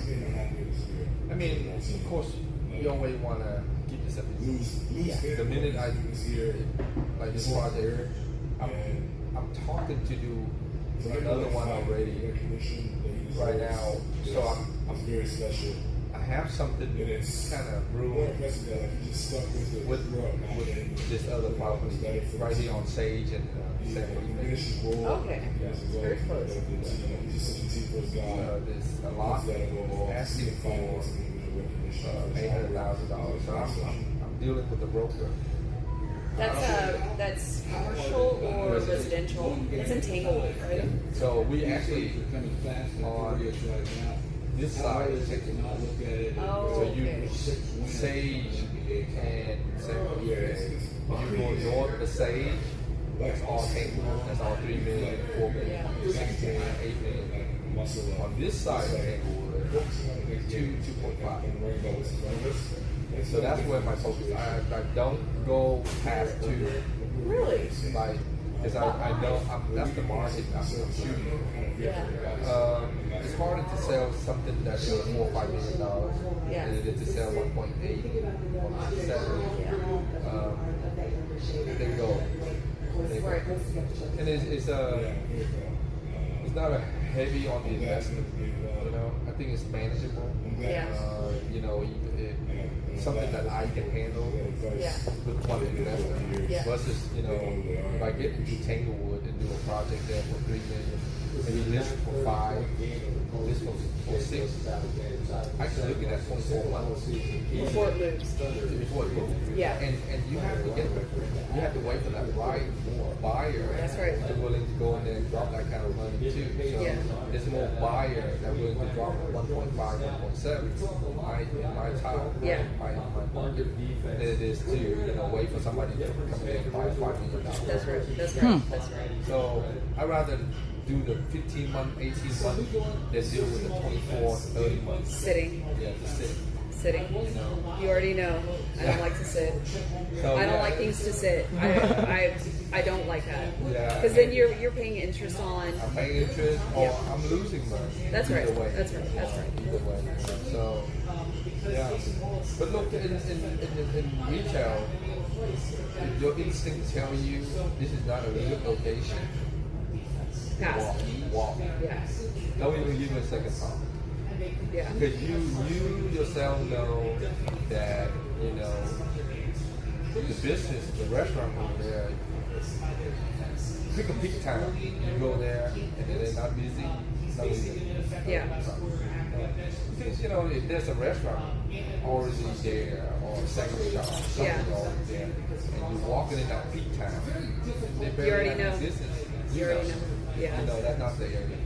Yeah. No matter how good That's right. That's right. your food, your venue, Yeah. the volume is not, the traffic volume. That's really what it comes down to, right? Visibility, traffic, and then, like, you know, even if, and maybe it works in like cities where it's not so spread out, but, you know, is there a reason for people to be there?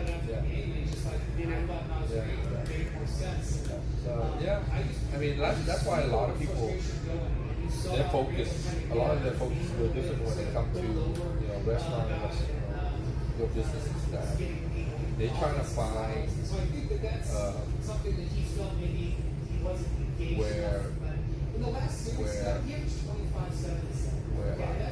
where the workforce, you know, Another great point. you know, Yes. Galleria. Why we have so many restaurants here? Because all these people have to That's go right. somewhere and eat. That's right. That's right.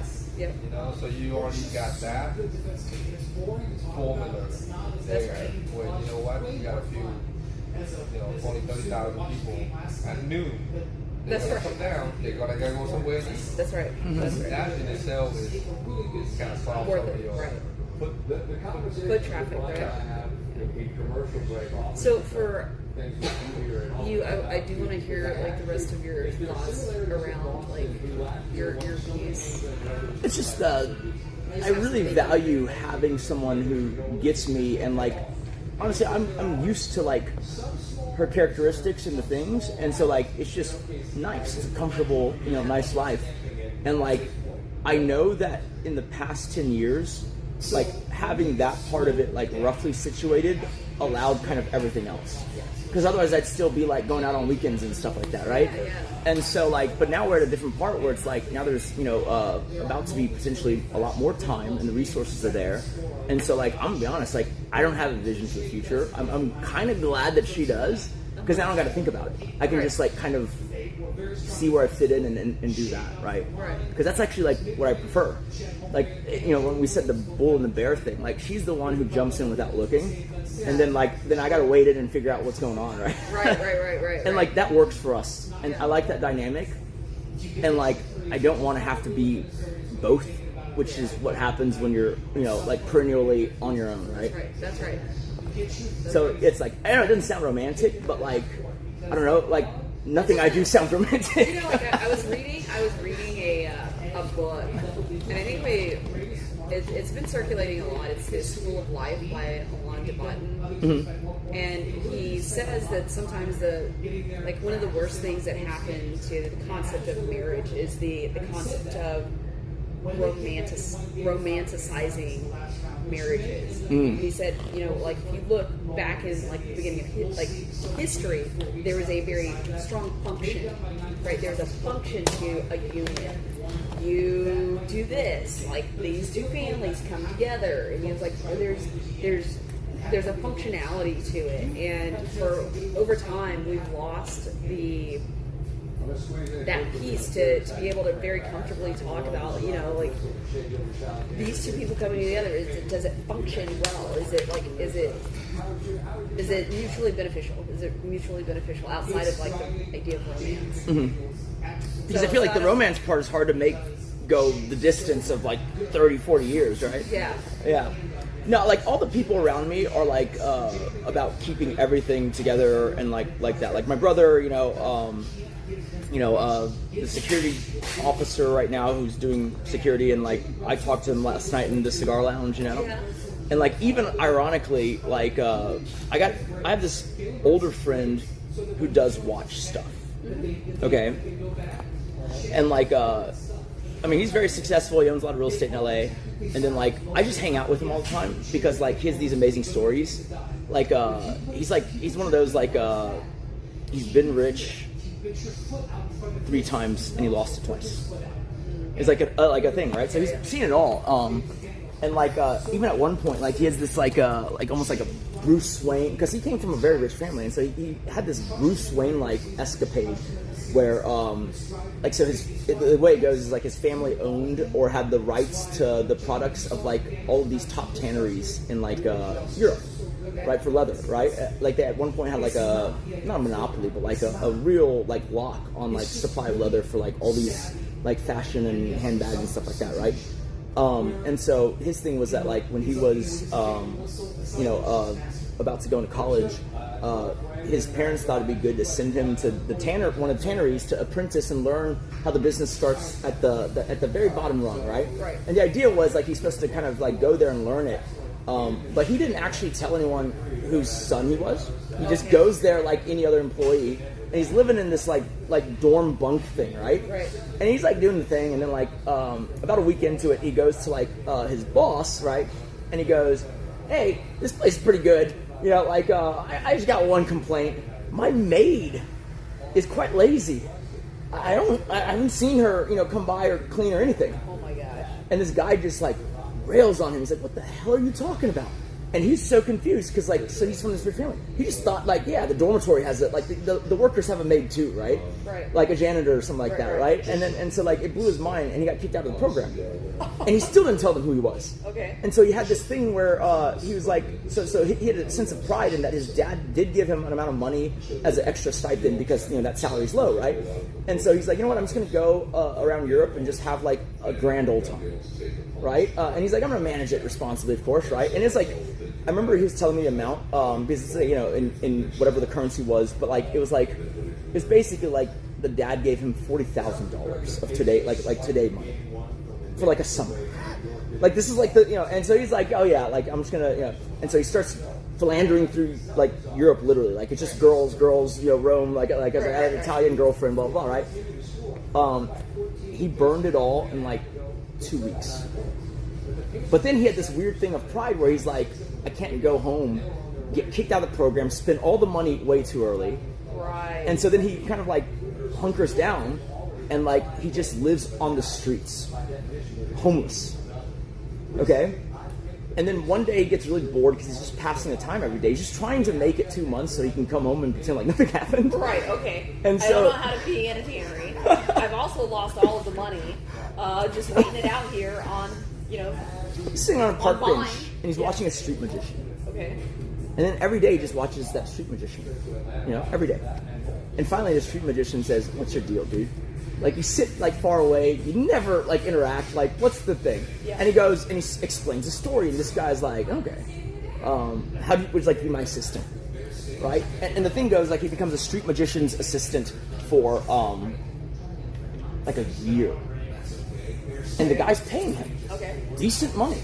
Like, decent for like a street magician. Assistant. Yeah. Right. And it was at this point where I was like, so you know how to do magic tricks then? Yeah. And like, it almost sounds like he wasn't selling me anything, but like, it was so smooth it could have been. He goes, I'll tell you what, he opens his desk, pulls out a pack of the compact, like really nice poker cards, right? It's sealed, okay? Yeah. I open the thing. And he goes, okay, like pick a deck. It's like a red and blue deck, right? Uh-huh.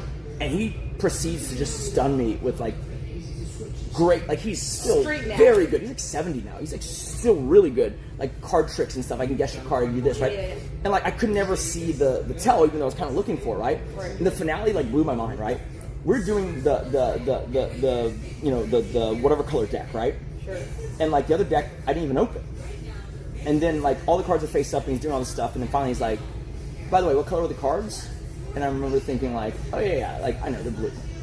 I flip one over, it's red, all are red.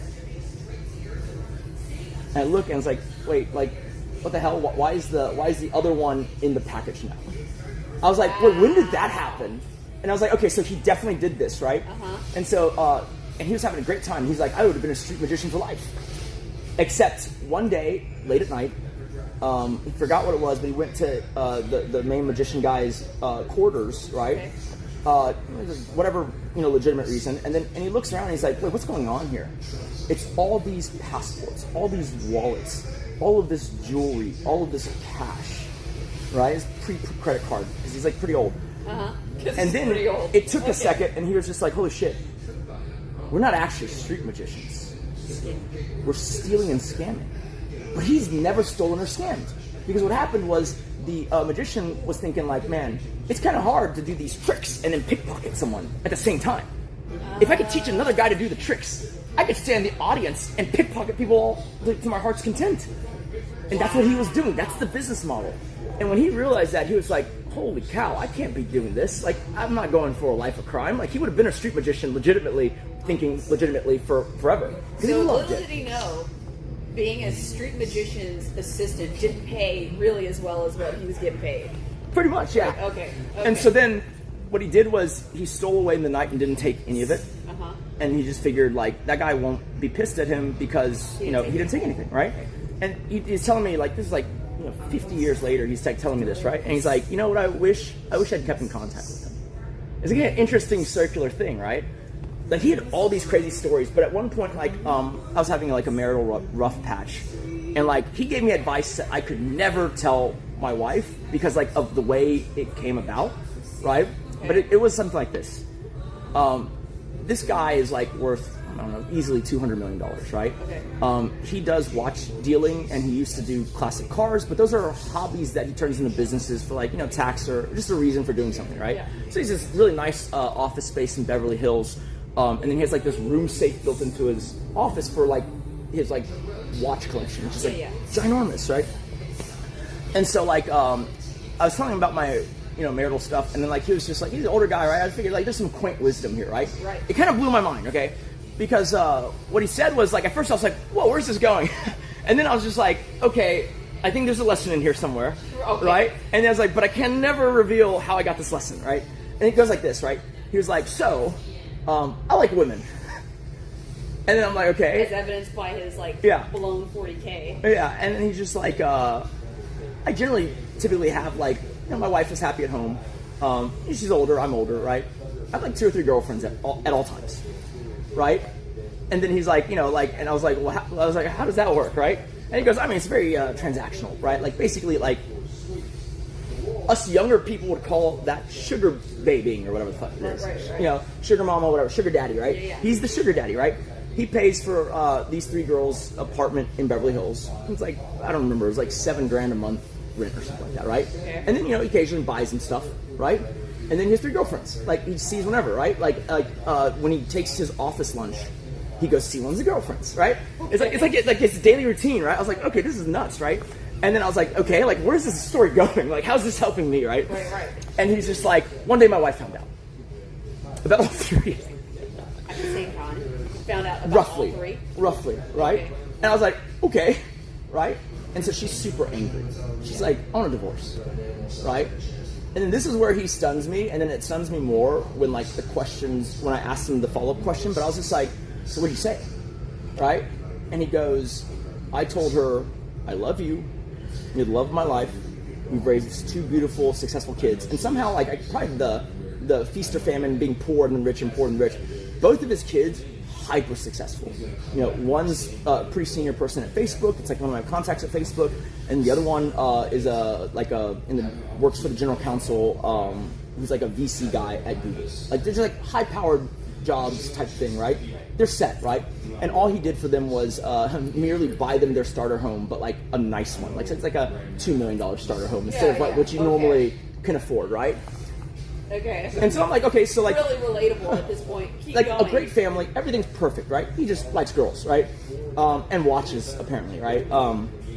So what happened was, he told her, all that. I love you. You raised 2 beautiful kids, and then he goes, however, if you want a divorce, I will give that to you, and I will let you go and take as much of the assets as you want. You can take 100% of it if you want. I'll give that to you. Or maybe we try to work it out and like do marriage counseling. Or you can take it all. You can take half. You can take it all. Whatever. No, pick a number. Okay. And I was just like, what in the world, right? Like, and I was like, what okay. Negotiation is this? I know. What kind of apology is this? And then and then she goes with him to therapy because it's like she's like this. It's so convoluted. Yeah.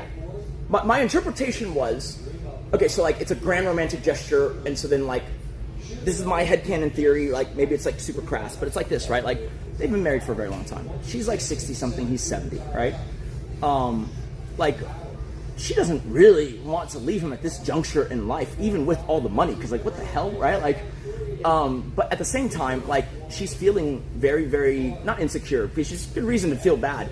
It's more so she's feeling like, wait, you have 3 girlfriends who are in their late 20s and early 30s. Like, well then why do you need me? You're gonna replace me. And his thing was basically like, no, you're the one in my life. You get it all. I just have a little fun on the side. That's the thing, right? So they go to therapy, and like he said, the wife was still like hell-bent on divorce, right? They're in therapy, and then basically he sits there, and like she's just like going off on all the things that he's done, and then like she expected him to deny them or like ameliorate, or to like kind of like like give excuses, or like, oh well, you weren't, like you're getting older, your libido's down, or some like whatever crazy thing, right? All he did is just listen, and at the end of it, he says, "You're right, right? You're right. I did all those things." And he just came clean about all the things he'd done, right? Which is not really all the things he'd done, but like that she knew about. Yeah. That she knew about. And so then she was like kind of taken aback by that, and she was like, "So, well, what do you have to say for yourself?" He goes, "I like women. I've always liked women. I've loved you for 50 years. I like those girls." And then somehow it became this detente of like, he has a girlfriend still. She doesn't ask, and she doesn't want to know. And the tacit agreement, at least what he told me, is that he has to be mindful enough that she never finds out, and obviously none of the friends can ever find out. What about the kids? The kids don't know either. Like, he told me this story. I was like, wow. And so then I was like, okay, I have one question. You said you'd give her all the money. Is that true? He's like, absolutely. It was not a gesture. He's like, I will give it all to her. The guy's like weird, right? It's like a philanderer, but then he's like a diehard romantic at the end of the day. He's like, I will, like start all over because I made this mistake, right?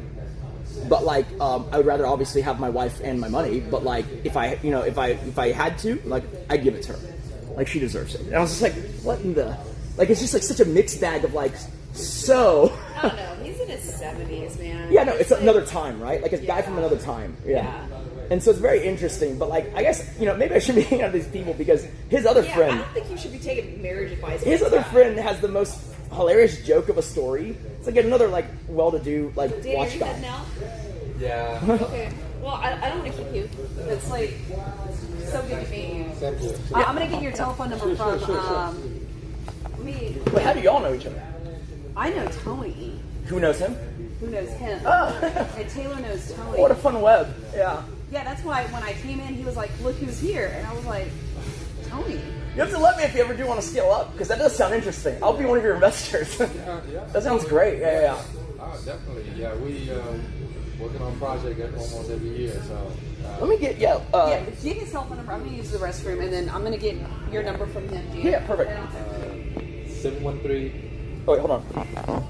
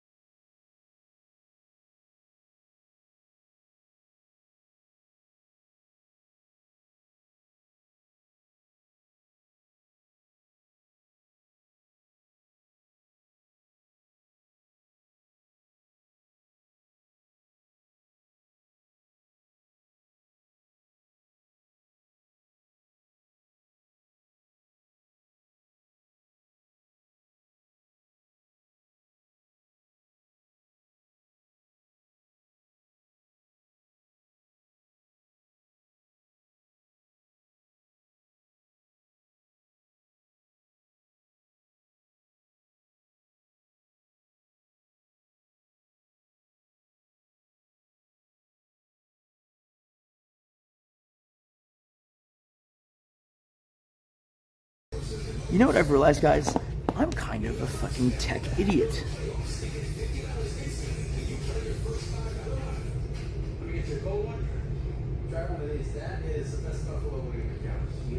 I feel like I don't really know how to use my goddamn phone. See, that or Apple's changing stuff. I don't know. I feel very tech unsavvy all the time. I think I've relied too long on not having to know anything. I'm serious, guys. Like, when you get to know me for a while, you'll realize I'm so heavily compartmentalized that like it sounds like I know a lot of stuff, but there's also a lot of stuff I really don't know that a lot of people know, right? I've like discarded all the common knowledge for like I guess more esoteric knowledge. I don't know if it's like necessarily to my benefit.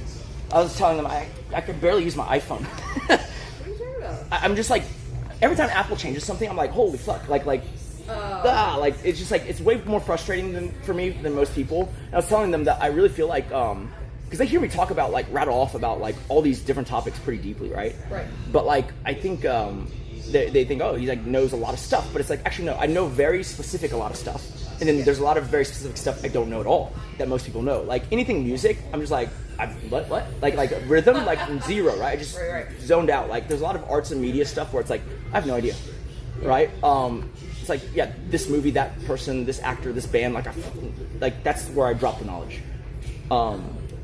Just for fun, I'll finish that story. But basically, they have another friend who's another well-to-do former tech guy, now also selling watches as a hobby, right? Okay. When I met this guy, his name is, we'll just say his first name is... I'm still stuck on the fact that this guy's like, I'm going to give you everything, but I'm also going to keep these 3 side pieces. And then, like, Nick... I don't think... Nick, whatever you glean from that and is applicable to your marriage, like, he would be the eccentric neighbor. Oh, so I should bring it full circle. His advice is basically this, right? Like, you're not in my position, so just do everything you can to save it, because you can save it. Like, basically, he comes around to, like, full service, right? He's like, you have no idea. Like, I had to do so much things for my wife, like right after. Like, I was home every day just to, like, during that whole 6 months of counseling and all that, he was home every day because he didn't want any, like, you know, like anything, whatever, right? And all 3 of those girls went. He got new ones later, but, like, those are never again. Yeah. Right? That's the thing, right? Now he knows to rotate. Like, it's not like okay, Fred. Yeah, like, no, it's a whole thing, right? But his whole thing was, it's weird because, like, you have, like, real traditional people giving me this advice. Like, you can do a lot of stuff, right? You can make breakfast every day, draw a bath, all of that. And this guy gave the same advice from the other side of the field, you know? It's very interesting, but, like I cannot doubt that he loves his wife. Sure. Because, like, her picture's everywhere in his office. You know, like his family and everything. Like, I'm just like, this is kind of crazy, right? And like, I know a lot of other stories about him that, like, I do think he is maybe a conflicting person, but I think there's many ways in which he is a very good person. Like, he helps a lot of, like, friends and people, and like and tries to do it anonymously, right? Like, you know, he's a friend who got caught up in the financial crisis. At one point, he was like owned 1/4 of the development in Scottsdale, Arizona. Overextended. But he could always make the interest payments, but the claim was that BlackRock fucked him. Because BlackRock said, you tripped a covenant, you're done. Because they wanted the assets on cheap. And this guy, worth, like, you know, almost $1 billion, gets zeroed out and gets like, he's like one of the few, like, one of 7 dudes who caught an actual charge. And he's done, because he can never do it again because of all the thing, right? And so he set up this, and I probably shouldn't say this publicly,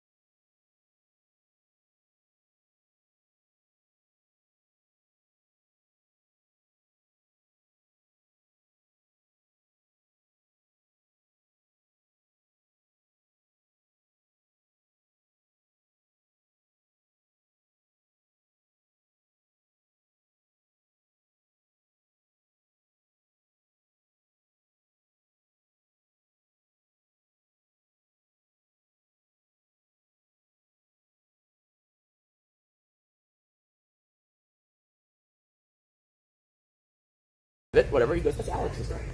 And I was like, Alex's car. Shit. And then I remember, like, I went to Alex's house because we're all kind of a little buddies now. Alex lives in like a $500,000 house.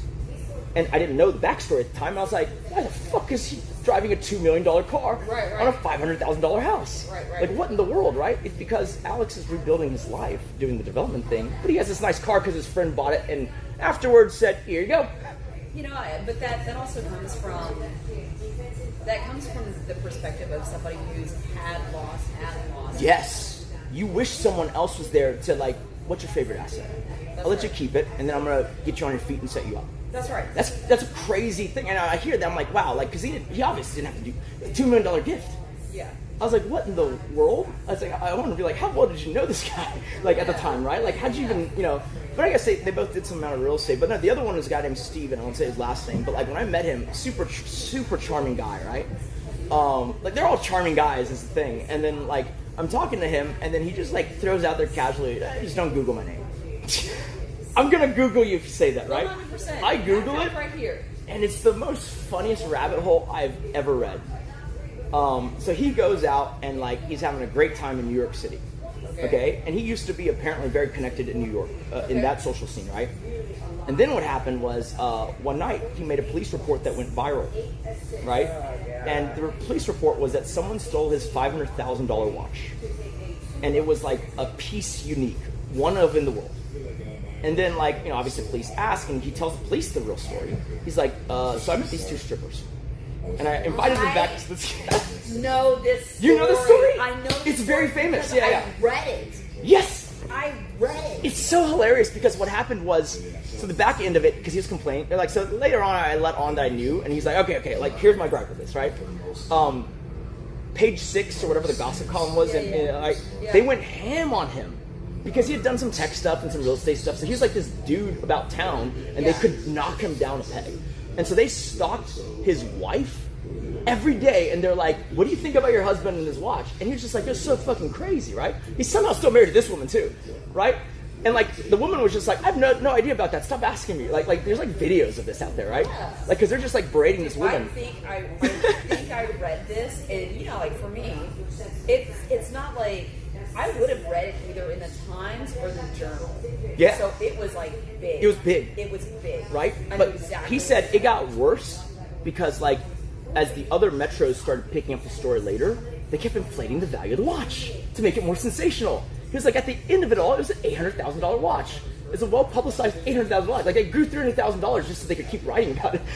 And then he was just like, you know, I made a profit selling the watch later on because he got it back because it's piece unique. And these girls went and tried to sell it. Yeah. And they're like, okay, this is a one of one. Like, we already know, like, it's not yours, right? And so he got it back, and he apparently, like, it was so embarrassing for him that he now lives in Beverly Hills because he's like, fuck New York. Like, he didn't want to be hounded like that, right? And so he moved. And that's why he was in LA too. And so these two guys, I would have... Giving the best marital advice. Here's the thing, okay? I know like a tiny bit, right? They've invited me to go to Watches and Wonders, which is like the big Swiss watch thing. And I've always wanted to go. And I'd love to go with these two guys. And they go skiing afterwards, right? I will never go with them. Because I'm pretty sure that like the way these guys go, it's a fucking crazy party in Europe. That's right. I'm almost certain. I don't know. They've never said. I'm pretty sure. Oh yeah. Right? Yeah. Like, and so that I'm like, I'm not gonna do that. I'll sit with you in LA when I have a moment, and I'll talk, and we go to lunch all the time, right? Both of them, me and them. And that's just kind of the thing. I would love to do more because I'm sure they could connect me more, but I just can't pay the cost of that amount of, you know, like I know there's some crazy shit in Switzerland. Right. Yeah. Wow. Yeah. So it's funny that you heard of that because it was very big. I mean, dude, once you said these two, I was like, I know the story. And he was like, and I did feel badly for him because, in fairness, I mean, a piece like of his property was taken, and I think, like, you could tell through at least the article that he was getting sheepish about this all the way, like, and you feel badly because, like, there was, like, at least two bad actors, right? Two bad actors. And, you know, you would argue that the first engagement was mutual. the first engagement was mutual, Yeah. and then after that to walk away with something that wasn't yours, and then now like for this guy to get it back, he's got to like do this incredible walk of shame.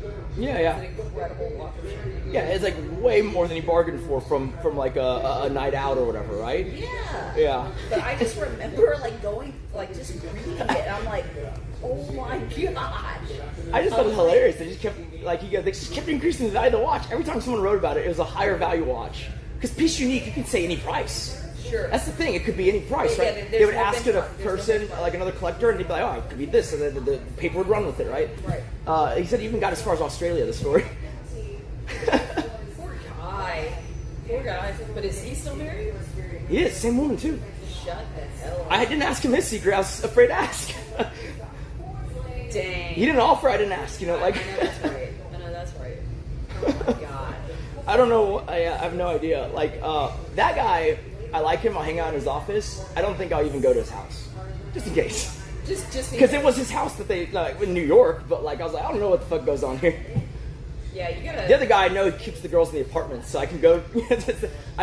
So the other thing about the first guy, right?